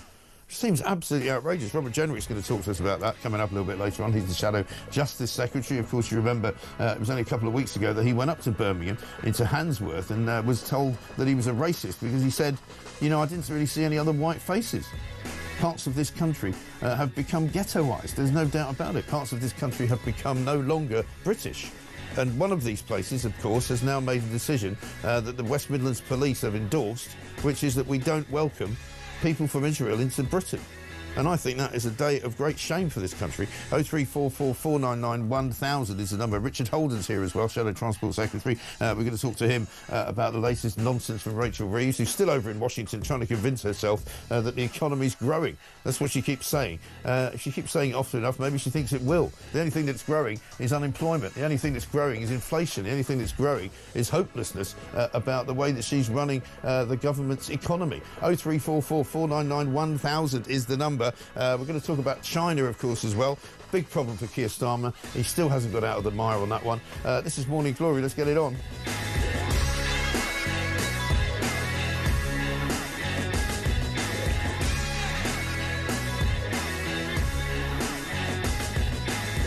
Stuart says this. Mastermind David Lammy said that the Israeli president would be arrested, it's the Prime Minister actually, if he ever came to Britain. So Labour MPs feel empowered now to act against the Jews whenever they like. Well, this is not a Labour MP that's acted against them. This is an independent MP by the name of Ayub Khan, who was elected in Birmingham in the last election in 2024.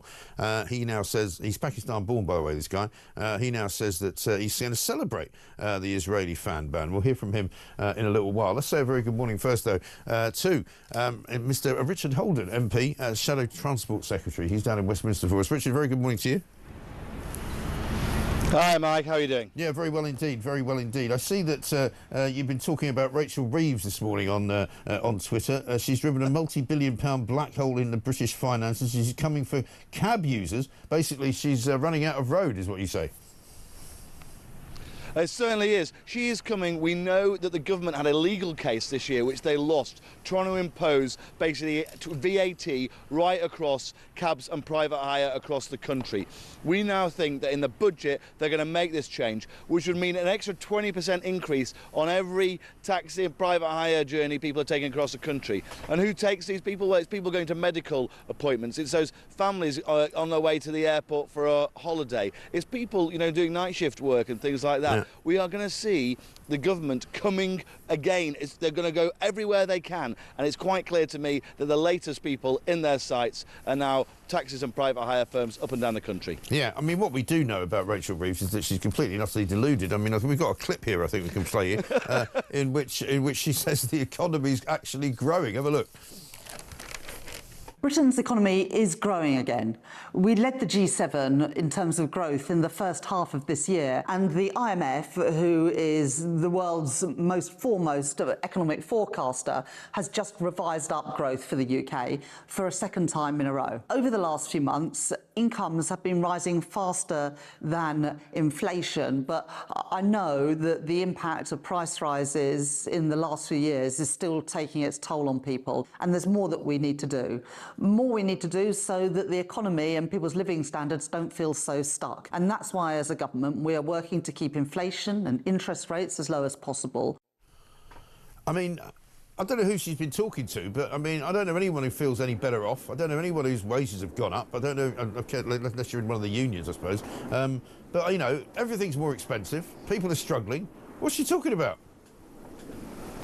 Well, you're quite right, Mike. We've seen unemployment soar since the general election. We've seen inflation more than double since the general election. And we're seeing the economy being absolutely hammered by things like the national insurance rises. And every firm on the high street I talk to is talking about the business rate rises, which Labour have put in as well as some of those other taxes which are just hitting family businesses across the country, like agricultural property relief, business property relief. People are really worried about those long-term hits to the economy as well. I don't know what Rachel Reeves is thinking. It's pretty clear to me that actually Labour have come in, they've had no plan, they've given massive pay rises to their union paymasters, and it's going to be all of us paying the price for those decisions. And now we're looking to the budget, whether it's VAT on taxis and private hire, whether it's train fares rising above inflation. I'm convinced they're looking at things like fuel duty as well. I am really concerned that it's just going to be normal people paying the price for Labour's failure. Yeah, and I mean, she talks about the IMF giving them a sort of a thumbs up to the state of Britain's economy and the growth that it's going to be feeling in the future. But also the IMF was warning, was it not, before she went there, that we are going to have the highest rate of inflation in the G7. Why did you mention that?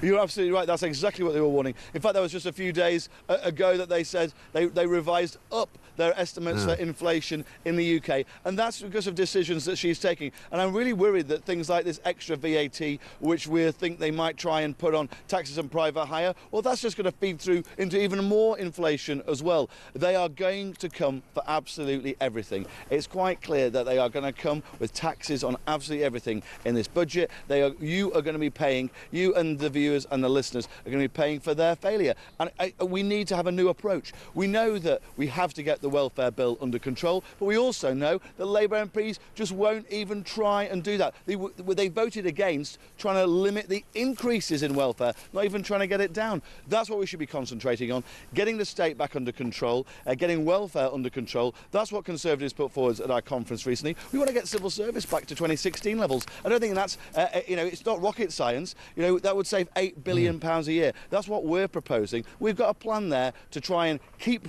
spending under control, and therefore we could give actually tax cuts to people. All we're going to see from Labour, though, is tax rises. And that's going to be something that people are not going to be looking forward to. Let's talk a bit about China, the big story this week about where the Labour government is on this. I mean, Keir Starmer yesterday admitted there was a meeting that did take place, which he previously had denied took place, or the government had denied took place. But he's also said that he might have to go and check to see whether he was right about that. I mean, is he in a bit of trouble over this? I think Keir Starmer is in serious trouble over this issue. Let's actually look at what happened. Back in April 2024, when the Conservatives were in power, we saw 2 people charged spying for China in the building behind me, in the Houses of Parliament.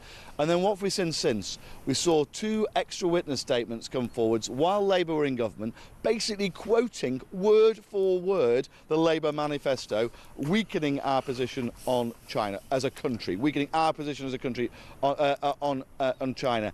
And that is the cause of all of these issues. And we now know that days before that decision to drop the charges was made, Keir Starmer himself knew all about it and did absolutely nothing. He says he wanted the charges brought. Well, why did he do nothing about it then? It's pretty clear he's been economical with the truth with the British people. He's been very economical with the truth in Parliament. In fact, I think we've got some serious questions to answer here. And whenever we have to get some more questions in the House of Commons, they send out the most junior ministers possible to actually, you know, to flail around, and they get absolutely machine gunned by Conservative MPs because they cannot answer these simple questions. And the Prime Minister is desperate to try and obfuscate and try and merge and try and cover up the details of it, because it's pretty clear what's happened here. Labour allowed a trial of espionage in the UK to collapse because he wants to cosy up to China. Yeah. And it's not conceivable or credible, is it, to believe that this bloke, Matthew Collins, simply acted on his own and decided willy-nilly, without reference to his boss, Jonathan Powell, or to the Prime Minister, that he would issue statements to the CPS which were effectively representative of the government.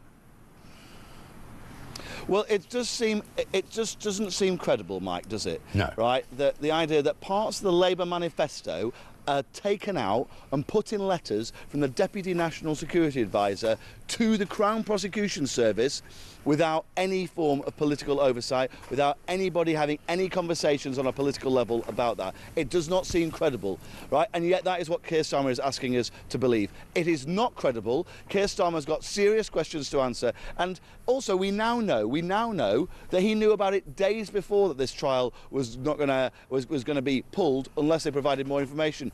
He told us in the House of Commons that they did everything possible to ensure that this trial would go ahead. It's quite clear that they didn't. It's quite clear that he has not been straight with the British people, and he's not been straight with MPs either. These are really serious accusations when it's clear that, you know, our own democracy has been infiltrated by the Chinese state, and yet what did Keir Starmer do? Absolutely nothing about it, except possibly try and weaken the position of the Crown Prosecution Service. Well, he specialises in doing nothing, doesn't he? I mean, he said yesterday to an audience of Jewish people that he was going to say he was going to spend £10 million protecting the Jewish community in this country. He said it's all about action, not words. Last night, it looks as though West Midlands Police have taken what looks like a pretty anti-Semitic decision to ban fans from Maccabi Tel Aviv coming to watch their team play in Birmingham because they say they can't guarantee their safety. He says it's the wrong decision. He's made that clear, but he's not doing anything about it.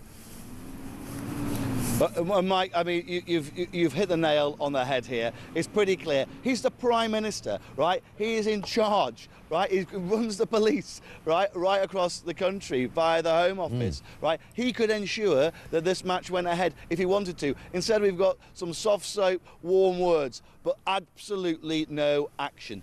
I mean, the Labour government came to power with no plan for the future of the country. That's why we're seeing tax rises, you know, right across the board. He came to, and now on every single issue, because he lacks a backbone, right? He just flops around rather than taking a stand and making decisions. I can't, honestly, what we've seen in Birmingham over the last couple of days is unbelievable. I genuinely didn't think we'd see this in this country. Basically, the state backing up this attack on our community, on our Jewish community, just literally 2 weeks after we saw people murdered on our streets because they're Jewish. I cannot believe it, and I cannot believe that the government has not taken action to sort this situation out already. I know, it's absolutely shocking. Richard, good to see you. Thank you very much indeed. Richard Holden, MP, Shadow Transport Secretary, of course. Let's get a quick voice note from Dan. Morning, Mike. Dan from Norfolk here. Can you just imagine this situation, right? They let these Tel Aviv fans over, and as they're walking to the stadium, they probably got like police escorting them to the stadium, and the whole time they're walking there, you've got people throwing missiles at them and everything. This is going to show this country up potentially for where the real flaws are in the country, who the real racists are, and yeah, this is going to be horrendous if they let them, and it's horrendous that they haven't. I hope they do let them, and then you're going to see who the true racists really are. Anyway, Mike, have a good day. Bye. Dan, thanks very much indeed. Yeah, I mean, Dan's right. What is it about this Jewish team, this Israeli team, that the West Midlands Police say is different from any other football team that comes to Birmingham? You know, what's different? That they can't protect them from the opposition or from whatever it is that might be there waiting to assail them. Could it be the fact that they're Jewish? Could that be it? Because that's what it looks like. And in that case, that's an absolute and utter disgrace. 17 minutes past 9. Coming up, Robert Jenrick. We'll see you in a minute.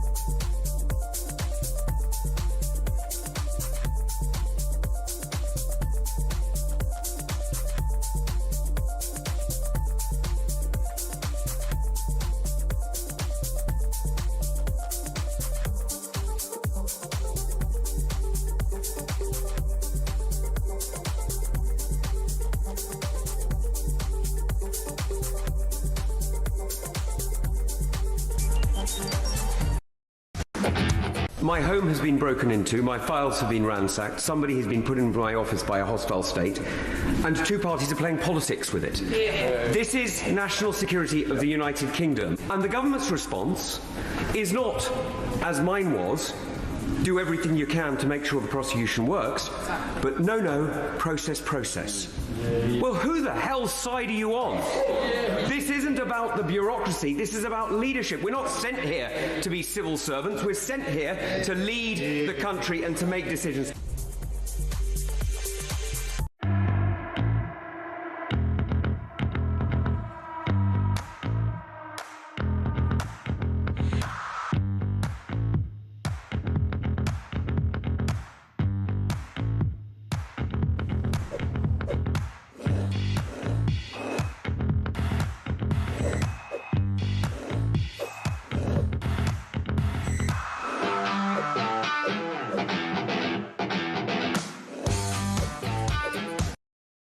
across the UK. On DAB+, on your smart speaker, on your smart TV, and on your side. This is Talk.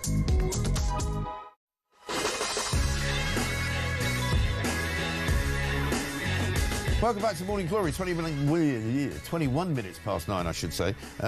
Katie Perry is going to be talking to us soon, British Public Relations Specialist, former Director of Communications in Downing Street, no less. This one from Paul in Fife. It's the banning of Jewish football fans only serves as confirmation of Robert Jenrick's comments last week. Birmingham, like London, is now in the hands of Islam. Other major cities throughout the UK are teetering towards Muslim control also. Tony says, good morning, Mike. Loving the contributions about the Villa game. We have Trump working to secure the safety of Jews in other nations and countries thousands of miles away. We have Starmer, who can't control the safety of a few hundred Jewish football fans 100 miles from number 10. Embarrassing and disgraceful. I couldn't agree more. Here's one from Victoria, who says Starmer has started this landslide with the recognition of Palestine when there is no Palestine. It's his fault, and now he's unleashed a surge of people who say Israel's committing genocide. It's complete rubbish, and it's changing our country for the worst. The Islamification of Britain. Absolutely right. Apparently, the Gaza march is still going ahead in London this weekend, despite the ceasefire and the fact that Palestinians are now killing each other in Gaza. Muslims killing Muslims, no Jews involved. Yeah. Where's the outrage about that, by the way? Have you seen anybody like this guy, Ayub Khan, who's the MP for Birmingham, one of the regions of Birmingham, and he's the guy who led the campaign to ban Israeli football fans, right? Has he said anything about Palestinians killing Palestinians? You know, has Jeremy Corbyn said anything about people being shot in the head at point-blank range? All right? Has he? I don't think so, because they don't want to say that. Let's talk to Robert Jenrick, who just last week, was branded a racist because he said that he walked down a street in Handsworth in Birmingham and he didn't see any other white people. Well, now it looks as though Israelis are banned from those same streets in Birmingham because apparently the West Midlands Police can't guarantee their safety. It's absolutely outrageous. Robert, very good morning to you. Good morning. Good to see you. I'm very pleased to announce that, not on this particular occasion, but starting very soon, we're going to have a monthly phone-in with you so that you're going to be able to talk to some of our listeners and viewers about whatever happens to be irking them at the time. Looking forward to that very much. And, I'm really looking forward to it. Yeah, it should be great because we know that you're one of the very popular Conservative people that we have in the business at the moment. There's not many of them, it has to be said. So hopefully they'll have some good questions for you. Let's start this morning with this story about Maccabi Tel Aviv, because apparently you were criticised very heavily, weren't you, for saying that in Birmingham there were certain streets that you walked down that didn't seem like Britain to you. Yeah, look, absolutely. Just a week ago, when I was quoted as saying that there was an integration failure in parts of Birmingham like Handsworth and Aston, there was an outcry from parts of the media, many of our politicians, including the Prime Minister, and then this week we learn that the situation is even worse than I imagined, and that West Midlands Police are essentially saying that those bits of Birmingham are a no-go area for Jews. They cannot protect Jews who are going to see a football match at Villa Park. This is a total disgrace. This needs to be a moment where the scales fall from the eyes of those out-of-touch politicians and they actually realise there's a major failure of integration in our country. And for once, we actually have to do something about it. Well, I mean, Keir Starmer only yesterday, was talking about giving £10 million more to Jewish communities to safeguard Jewish people in this country. And he said it's all about action, not words. Well, so far, we haven't seen any action from him. All we've seen is a tweet that he's put out last night saying that this decision by the police is the wrong decision. Surely he should be doing more than that, shouldn't he? Well, he's not a bystander. He's the Prime Minister. Yeah. What is he actually going to do about it? Is he going to take the failure of multiculturalism and integration in our country seriously or not? If he is, then he should be closing down those mosques in parts of our country where there are hate preachers. He should be revoking the visas of people who are clearly anti-British and are spreading extremist views on our streets. He should be actually taking action. And what we want now from West Midlands Police is for them to reverse this ridiculous decision. It cannot be beyond the capability of West Midlands Police to keep around 1,000 fans safe at a match at Villa Park. It cannot be, and it sends the worst possible signal about our country and the failures of integration in some of our big cities, that they're saying that they can't do that job. Yeah, because they wouldn't do this for any other football match or any other football team from any other part of the world, because, we know that there's football hooliganism, there's stuff that goes on all the time at various football matches, but, they don't cancel the fans from coming, they just police them. Absolutely. Look, I'm not defending football hooliganism and disruption, tips into violence. That's a really bad thing, and that's happened, sadly, for decades, for hundreds of years around competitive sport in our country. But this is a much darker situation. What's really happened here is that West Midlands Police have listened to parts of the community in places like Aston and Handsworth and have come to the view that they cannot protect Jewish people on the streets of those neighbourhoods. And I think that's absolutely shameful and disgraceful. We cannot allow this to stand. They've got to reverse the decision. They've got to do everything they can to make sure those fans feel safe and welcomed. And then more importantly, because it's bigger than just a football match, we've got to actually act now. And I think the debacle we had last week with the comments that I made was very telling, because so much of the media, so many of our politicians queued up to criticise, to condemn me, to label me as racist. All the usual slurs and smears were thrown at me. My comments were misquoted. Basically, they were too worried about their respectability in polite circles than to take on the really hard issues, which is that there are parts of our country where people are living segregated lives, where they're not properly integrated into our culture, and there are people who do not have British values. And what we've learnt overnight with this incident proves my point 100%. We can't live in a country where 1,000 or so Israeli fans are not able to come, or British Jews who might support this team don't feel safe making the journey to Villa Park. That's ridiculous, it's completely outrageous, and we've got to stop it. Yeah, absolutely right. As I mentioned at the start of the show, you're going to join us for a brand new monthly phone-in called Ring Rob, which starts first one up next Tuesday, 21st of October, around about 9 a.m. You're going to give listeners the opportunity to quiz you on issues that are affecting them. What are you hoping to hear from them? Well, I always enjoy coming on your show, Mike, and you are the king of common sense. So I'm hoping to get some of your very, very sensible viewers and listeners who call in, and I can actually just learn from what's actually happening out on the streets of our country. What are people's views? And I can try to give frank, honest, candid responses on the issues of the day.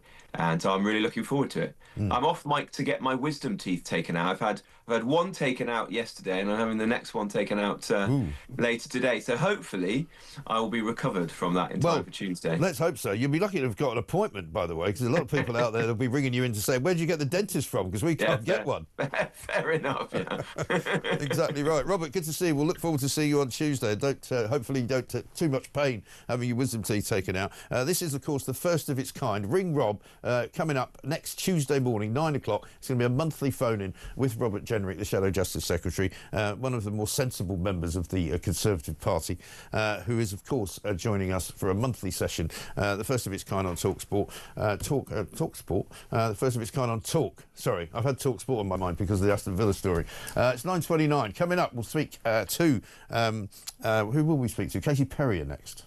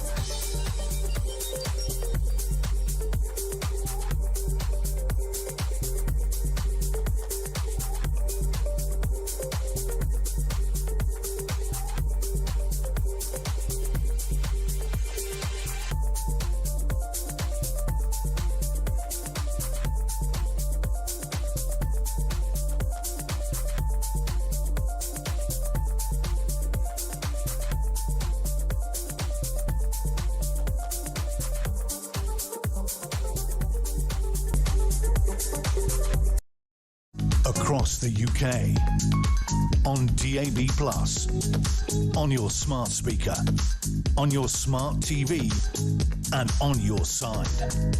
This is Talk.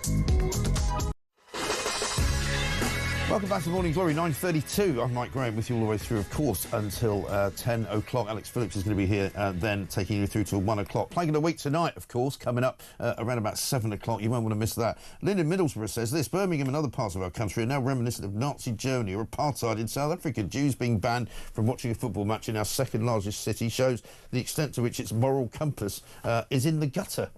Well, it's even worse than that, right? Because the story in the Times this morning, it says that people who work in the public sector have got different views to people who work in the private sector. They view Britain less favourably than the public and are more sympathetic to adversaries such as Russia and China and terror groups like Hamas. Apparently 30% of people who work for the NHS express the highest degree of sympathy for Hamas, compared with 14% of the wider community. Similar results were found when respondents were asked about the provisional IRA. Crikey. Let's see what Casey Perry's got to say about that. British Public Relations Specialist, former Director of Communications in Downing Street. Casey, very good morning to you.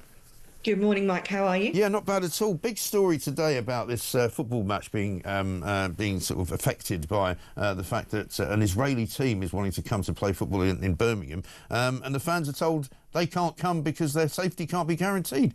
And then I'm reading this piece in the Times about how apparently people that work in the public sector have got some very strange views. It's all a bit worrying, isn't it? This is a real test for Prime Minister Starmer to put down his authority. As you say, he's gone to social media and said that he disagrees with this decision and that it's wrong. And now the government is going to find itself in this position where it doesn't like to meddle on operational things. That's its answer to why it didn't meddle in the China case. And yet it's going to be forced to do so.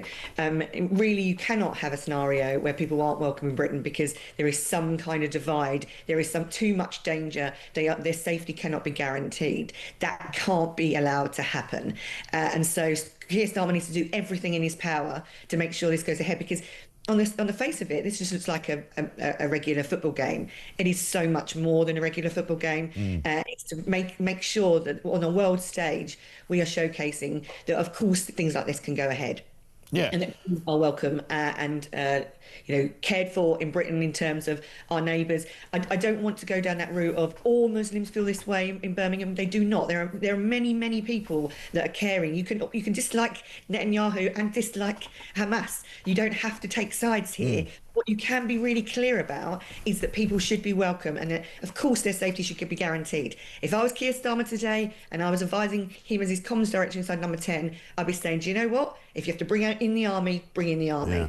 It's something that's so important. Yeah. I mean, if you were advising Keir Starmer this week, you'd probably be tearing your hair out, wouldn't you? Because, I mean, it started off with him being humiliated in Sharm el-Sheikh by the President of the United States of America, who called him up to the podium and then turned his back on him, and he made him look like a complete and utter idiot in front of the entire world. Then he comes home and he gets all these questions about China. He has to admit in Commons questions that basically what Dan Jarvis, his junior minister, had said earlier in the week wasn't true, and in fact there was a meeting that took place. You know, they're all over the place on it. It looks as though something's not right, and now finally he's got this problem.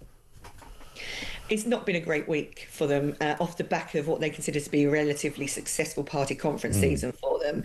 The problem is of course, if you look at this on paper, most of these problems are caused in terms of a world stage. They're China problems, they're Israel problems, they are issues that are happening around the world. Britain is involved in. Of course, people at home that are getting more and more dissatisfied. You know, we just heard on the show earlier, Rachel Reeves saying that the economy is growing and people have got more wages in their pockets. They simply don't feel that way. No. They are having to take on more hours at work. 80,000 jobs have been lost in the hospitality sector since the government increased NICs last year, national insurance contributions on salaries. They are not feeling that at home. So they're seeing Starmer fight all these battles on the world stage, and yet at home things aren't improving. Yeah. Real problem, and that's ground that Reform, led by Nigel Farage, is clearly seeking to take advantage of. Absolutely right, because one of the things that people used to say about Starmer was, you know, he might not be that great of a Prime Minister, but at least he's good on the world stage. He's a bit of a statesman, you know, he likes to go around the world shaking hands with, you know, other world leaders. But unfortunately, that whole myth has now been exploded because of what happened in the Middle East, and particularly when he came back and then again kept trying to still claim that he played this great key role when everybody could see that he was just a laughingstock. Well, the thing is actually Starmer played Trump very, very well at the beginning of his premiership, and he was asked to be pulled between pillar to post to criticise Trump on this, that and the other. He worked Trump quite well and has got a good working relationship. But Trump is so incredibly unpredictable. When I worked at Number 10, often at 3 o'clock in the morning, I was dealing with tweets and statements from Trump, trying to deal with them, because one day he's your best friend and the next day he's basically saying behind the scenes that you're a weak leader. Right. It's incredibly hard to tread, and therefore you've got to be, think of every angle, and you've got to war game every scenario. And on reflection, of course, it was unwise for Starmer to go on stage with Trump, because he's unpredictable. And so you can't predict whether or not he's going to dismiss you or make you look silly, right, or whether or not he's going to make you look like the king of tomorrow. And so you're better off actually saying some of these things are not worth the risk. And having Labour politicians on the airwaves at the weekend saying that Starmer played a key role in securing this peace deal, well, you've got to back that up with evidence. And I'm not sure they have done that. No. Well, there wasn't any, and that doesn't actually declaring that, recognising the state of Palestine. Not sure that helped matters in the run-up, and I don't think that won Trump's, support even more so towards Britain. So I think that they're playing, a dangerous game, and actually maybe need to be a little bit more reserved on some of those things. But doesn't that reveal a bit of naivety on his part, though? If he's meant to be this sort of master statesman and master strategist, abroad, he's pretty much proved that that's not true. Well, the thing is also is that, yes, and you go down that route and you find yourself doing everyday international affairs, which of course you could do, but that's what you've got a foreign secretary for. Yeah. You need to get back to the day job of making sure that this economy works, changing the government, how long it takes to get anything done in Britain and how much money we spend trying to get it done. I speak to international investors on a weekly basis who are umming and ahhing around sticking any money in Britain because the machine is not working quick enough. And this government tends to think, oh, well, we might get it moving by next year and therefore they might come and invest again. It doesn't work like that. Money needs to make money. It doesn't sit still. They vote with their feet. They go elsewhere.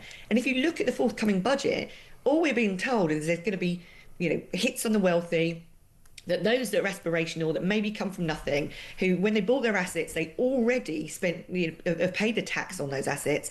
So they've bought those with taxed money.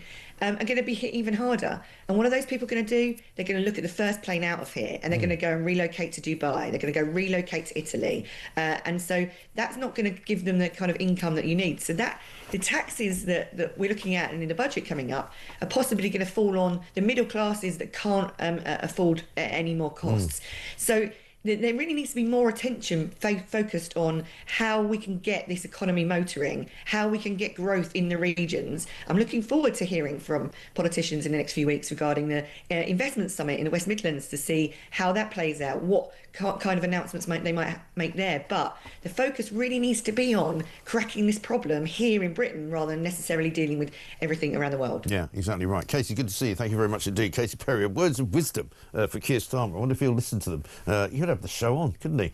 He could complain about more night times that I've called him a liar. She's, of course, British Public Relations Specialist and knows a thing or two about running Downing Street because she was Director of Communications there under Theresa May. 0344 499 1000.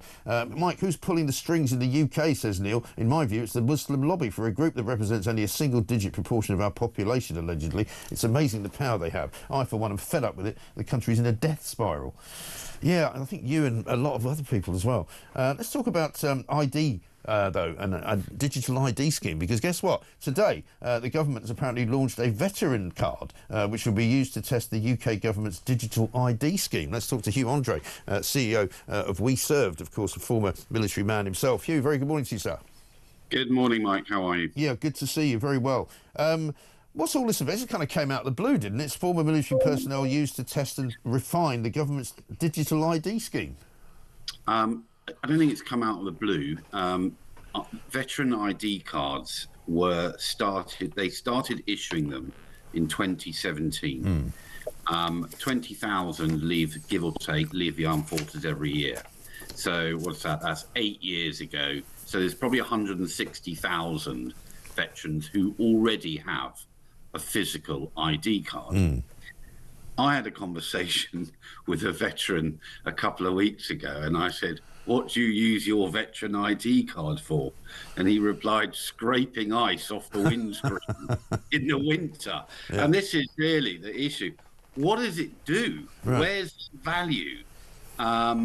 Because, I was invited to take part in the NHS Op Restore, which is it's a really good program in the NHS for veterans dealing with physical, mental health issues, etc.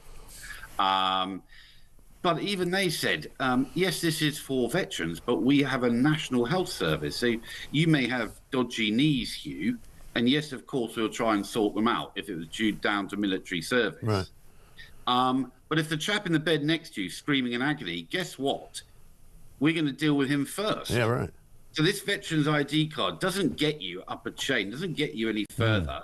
And we even saw at the last elections, they weren't even being accepted as formal forms of identification. So it doesn't identify you as somebody who's genuinely served in the British Army or the British Air Force or anything. Well, it's supposed to, but my question is, so what? Yeah.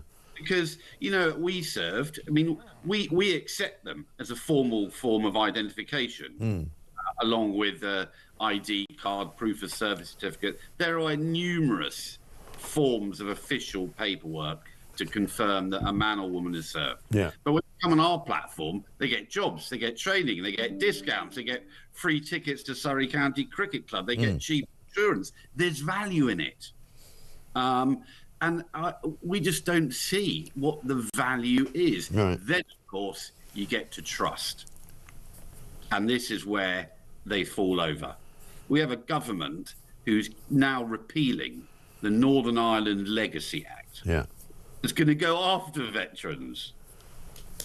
And you're expecting veterans to give their personal data to you and trust you. Frankly, I think it's a bit of a joke. Yeah, exactly right. Also, if it is now going to be used as some kind of guinea pig scheme for the national launch of ID cards or digital ID on an app or something like that, you haven't really been asked if you want to take part in that, have you? No, and it is voluntary, and I have mixed feelings about it, Mike, because, like you, I've got a passport, I've got a driving licence, and frankly, if anyone's really worried about their own personal data, I'd suggest they get rid of their mobile phone in double quick time. But I think it's, a little bit insulting saying, the good old military, we can always rely on them. Hey, we rolled them out in 2012 to keep the Olympics secure. So let's roll them out up at Birmingham for the Aston Villa game. Yeah, right. I think it's disrespectful as well to our veteran community, and this is why you and I have spoken many times. In my humble opinion, it should be veterans looking after veterans, not politicians. Yeah, absolutely right. Well said, Hugh. Thank you very much indeed. We'll see you soon.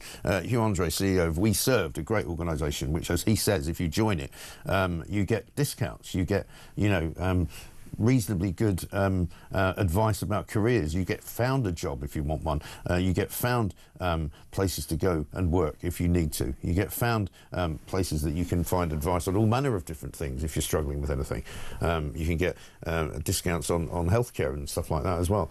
So it's a fantastic organisation. This business of, sort of through the back door getting veterans to kind of endorse, if you like, some kind of national ID scheme, I think is very bizarre. They say in its current physical version it gives access to charities, retail shops and certain public services. Yeah, but as you said, what's it actually for? Coming up, we're going to be talking about Brexit, believe it or not. Robert Olds is here, who's from the Bruges Group. Funnily enough, met him yesterday at a little function I was at, and he's got a new book out called 75 Brexit Benefits. I brought it in yesterday, gave a copy to Jeremy Kyle. When I appeared on his show at some point after lunch, which I'm going to say not very much about. Coming up, though, we're also going to play a clip from Plank of the Week, and, of course, we've got another special announcement about the 15th of November with a special guest star who's going to join myself and Jeremy Kyle on stage at the Shepherd's Bush Empire. This is Talk.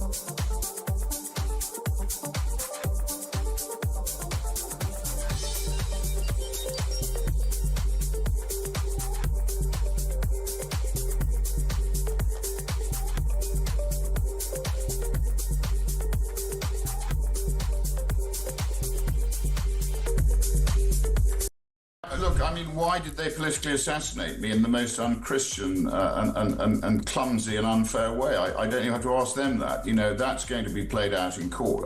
That's not going to drop. But look, at the end of the day, that's history. They decided to do that. It was a surprise to me. I don't understand it. And as I said, I played a big part in achieving what we collectively achieved. And many of us carried it on while Nigel left the field to make money.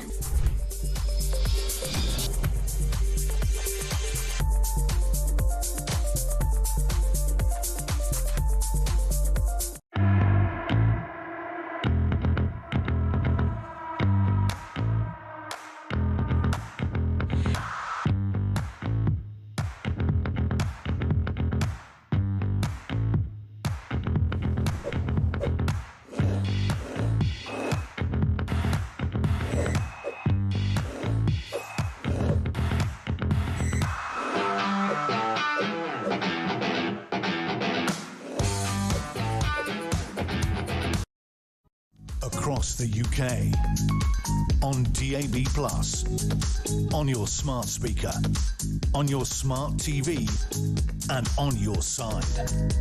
This is Talk. Welcome back to Morning Glory. It's coming up to very nearly 10 minutes to 10, and we will be here until then, of course, and Alex Phillips will be along to tell you what's coming up on her show. Leslie says Premier League managers agreed taking the knee will resume on Saturday to stamp out racism, but apparently that doesn't include the Jewish community. I know. Absolute madness, isn't it? Absolutely crazy. We're going to talk to Robert Olds in a second. He gave me a book yesterday. Robert, very good morning to you. Welcome to the show. We were at a little function yesterday in Leadenhall Market, lovely part of the world, where I haven't been for a while. But just before that, have a look at this, because coming up on the 15th of November, at Shepherd's Bush Empire Theatre in West London. Myself and Jeremy Carl are doing a live show. And this week we revealed that Lewis MacLeod, who is, of course, one of the great impressionists of all time, is going to join us. And he joined Jeremy this week to tell us a little bit about it. Lewis MacLeod, part of Mike and Jez's, well, it is Mike and Jez's World of Common Sense, Saturday the 15th of November. Please, you can grab the last remaining tickets on level 3. Lewis will be there. It's going to be a great night. I'm looking forward to it. We've got a bar on stage. Am I allowed to? No, I'm not allowed to say, but we've got a barmaid. Jodie is working on that Saturday night. She's going to be on stage. Great. Surrounded by job. straw. What? Great job. And just to finish, Donald, are you going for a third term, or are you going to pass the baton? I'm going to be like Roosevelt. It's never going to end. I'll be there until the end of time. And Melania, is she okay? She's a great girl. Wonderful, you know. I wake up in the morning, I lean over, I give her a kiss on the face. Time, you know, we live at opposite ends of the White House. It's the only way I can communicate with her. She's wonderful. Lewis MacLeod, brilliant man. He'll be joining us. Robert Olds is here. He's got a new book out, and this is it. That's called The World of Common Sense. This could be called that. 75 Brexit benefits. Robert, good to see you. I said to you yesterday, you know, it's one of those annoying questions you get asked by Remainers all the time. Have you show us any Brexit benefits? So now somebody can just buy this book and reel them off, right? Absolutely, yes. 75 Brexit benefits available from all good bookstores and, of course, Amazon as well. And it has something for everyone. Whatever side of the political spectrum you're on, there's a benefit that's relevant to you and that you probably do care about. Yes. So there's many Brexit benefits. Indeed, there's 75. Right. And it's been a success. Yes, the country's had challenges, but it's not because of Brexit. Indeed, Brexit has been one of the saving graces that's been helping us. Yeah, exactly right. And isn't it funny that this is the one week when the government, because they're so desperate to find somebody to blame for everything that they've got wrong, they're now blaming Brexit. They're basically saying that the reason the economy's not doing as well as it should be is because of Brexit. Whereas Streeting said it, we've had the Prime Minister Keir Starmer saying it, we've had Rachel Reeves say it.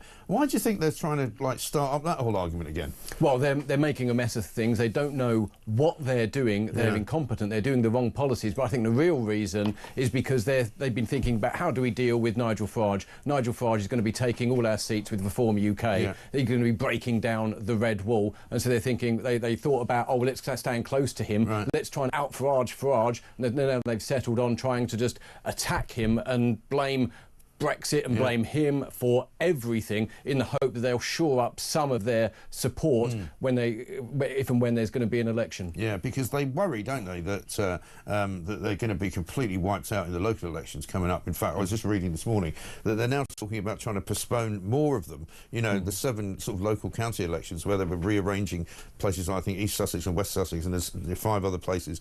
They're talking about postponing them until next year, which would be the second time of postponing, right? Because the other thing is, I was going to ask you, do you worry that Keir Starmer, who is by his nature a sort of Remainer and will always want to be more part of the European Union than not, do you worry that he's trying to sort of realign the country a bit? Absolutely. Brexit is under attack. He's trying to take us closer in to the European Union. Yeah. He'll sell us out to the EU. He'll tie us up in even more European Union rules. He'll try and undo Brexit. He's already done it some parts of the way, hasn't he? Absolutely. He's tied us up to EU defence arrangements, taking us closer in regulatory alignment to the EU. And, of course, he's essentially a threat to democracy, a threat to free speech, imprisoning more and more people for tweets, and of course cancelling elections. What more do we have to say to the British public to warn people about Keir Starmer, who is of course the most unpopular Prime Minister ever? Well, I was saying this earlier in the day, that everywhere he goes now, people just make that chant. You know, Keir Starmer is a, you know, we can't say it on here, but they're doing it at the darts, they're doing it at the at football matches, they're doing it everywhere. Anybody who sees him just starts shouting at him, you know. But going back to the book, 7 Brexit benefit types. Number 1, Brexit has saved us billions in EU fees and membership costs. 2, Brexit's returned our independence in fishing, farming, animal welfare, etc. Brexit means better trade. Brexit means we run our own country again, although not very well. Brexit means a better economy. Brexit means we control our own borders, again not very well. Brexit has strengthened our defences and world standing. Boris Johnson, of course, has been blamed this week as well for kind of causing the Boris wave, as it were, because he was meant to control our borders. He sort of didn't, did he? No, he opened up to the rest of the world. But the thing is now we're out of the EU and we can control our borders. All that we need is a government that's going to do what the public want. And the country's going through a national revival at the moment. We're proud of celebrating the country again. We can speak about Great Britain and wave our and hold and hoist our flags up and be proud of our country. All we need to do now is restore control over immigration, and we will be able to, that'll be good for people's wages. Immigration's been used to decrease people's wages. We'll be good for the economy. We'll be good for making the country productive again. And we can do that now we're outside of the European Union. Right. Do you get the sense that outside of London as well, it's a much better story, as it were, you know, because London you tend to get sort of, you know, a lot of, I mean, it's a very Remainery city, you know, it's a very Labour city. It's about the only place now that people vote Labour, in fact. And Sadiq Khan's still the mayor, and he's obviously very pro-European. But you go outside of the city and into other parts of Britain, and you find that many more people agree with what you're saying. Yeah, I think Sadiq Khan is anti-British more than possibly pro-European. But outside of the country, the people outside in the rest of the country, you know, away from the blob of Westminster and people's desire to have even more immigration in London, which is causing rents and house prices to be far too high that people can't afford. Outside of the rest of the country, people are proud of the country and want Brexit to be continued and delivered. And the support for Brexit is still strong, and I don't think they can undo it fully. Only by stealth are they undermining Brexit. No, I mean, I don't hear anybody sensible talking about rejoining the European Union, but you only hear about the sort of crazy people who want to do it, you know, the real sort of fanatics who are absolutely sold on being told what to do by a load of foreign bureaucrats. Indeed, and they're still lying about Brexit. They're spreading lies, they're coming up with bogus figures about how it's harmed the economy that are actually massively outdated. But even then, when they were produced before 2020, there's Brexit fear-mongering. It's relied on outdated modelling, it made false assumptions, and has been disproven by events. Our trade with the rest of the world has increased, and they were saying it would decrease. So their argument that Brexit has harmed the economy is completely false. And in the 75 Brexit benefits book, that is all explained, and we show exactly how Brexit has been benefiting the economy. And of course, it's a process. There's still more that we can do, and and hopefully we will, but we can do so now as a sovereign, independent country, and the buck now stops with our politicians, not with some bureaucrats in Brussels. Exactly. Well, the other point about Brexit as well is that all the European nations that are still in the European Union have got worse performing economies than we have, right? Which tells you that they're not better off than Britain is. Britain's actually better off than they are. We've been doing better than Germany, and of course, we're on a pretty much a par with France. Other countries outside, such as Canada, have also been having their difficulties as well. I think the problem is one of where we're just taxing too much, spending too much, and investing in things which are inefficient and unproductive, rather than actually producing wealth and allowing people to be free to go and produce the wealth, create new jobs. We're just got too much spending in terms of old, antiquated sort of public services that aren't actually delivering, aren't keeping up with the times. And we need to actually have an economy that can produce things again and make things again. And that way we'll be able to fully take advantage of all the Brexit benefits and sell our goods around the world and take advantage of new trade agreements that we've got with India and with Indochina and the Pacific region. We can do so much better outside the European Union. Indeed, we are. We've removed tariffs on things such as oranges and bananas, where we don't have a banana or an orange industry, not much of one in the UK anyway. And we were paying more for our food to protect, essentially, farmers in Spain and France, which made no sense to us. It was bad. We were getting a really bad deal from the European Union, and it was running increasingly risks in terms of we would be liable for their debts. Now we're no longer liable for their debts, and we can concentrate on hopefully rebuilding our country. Absolutely right. Well, the book is called 75 Brexit Benefits.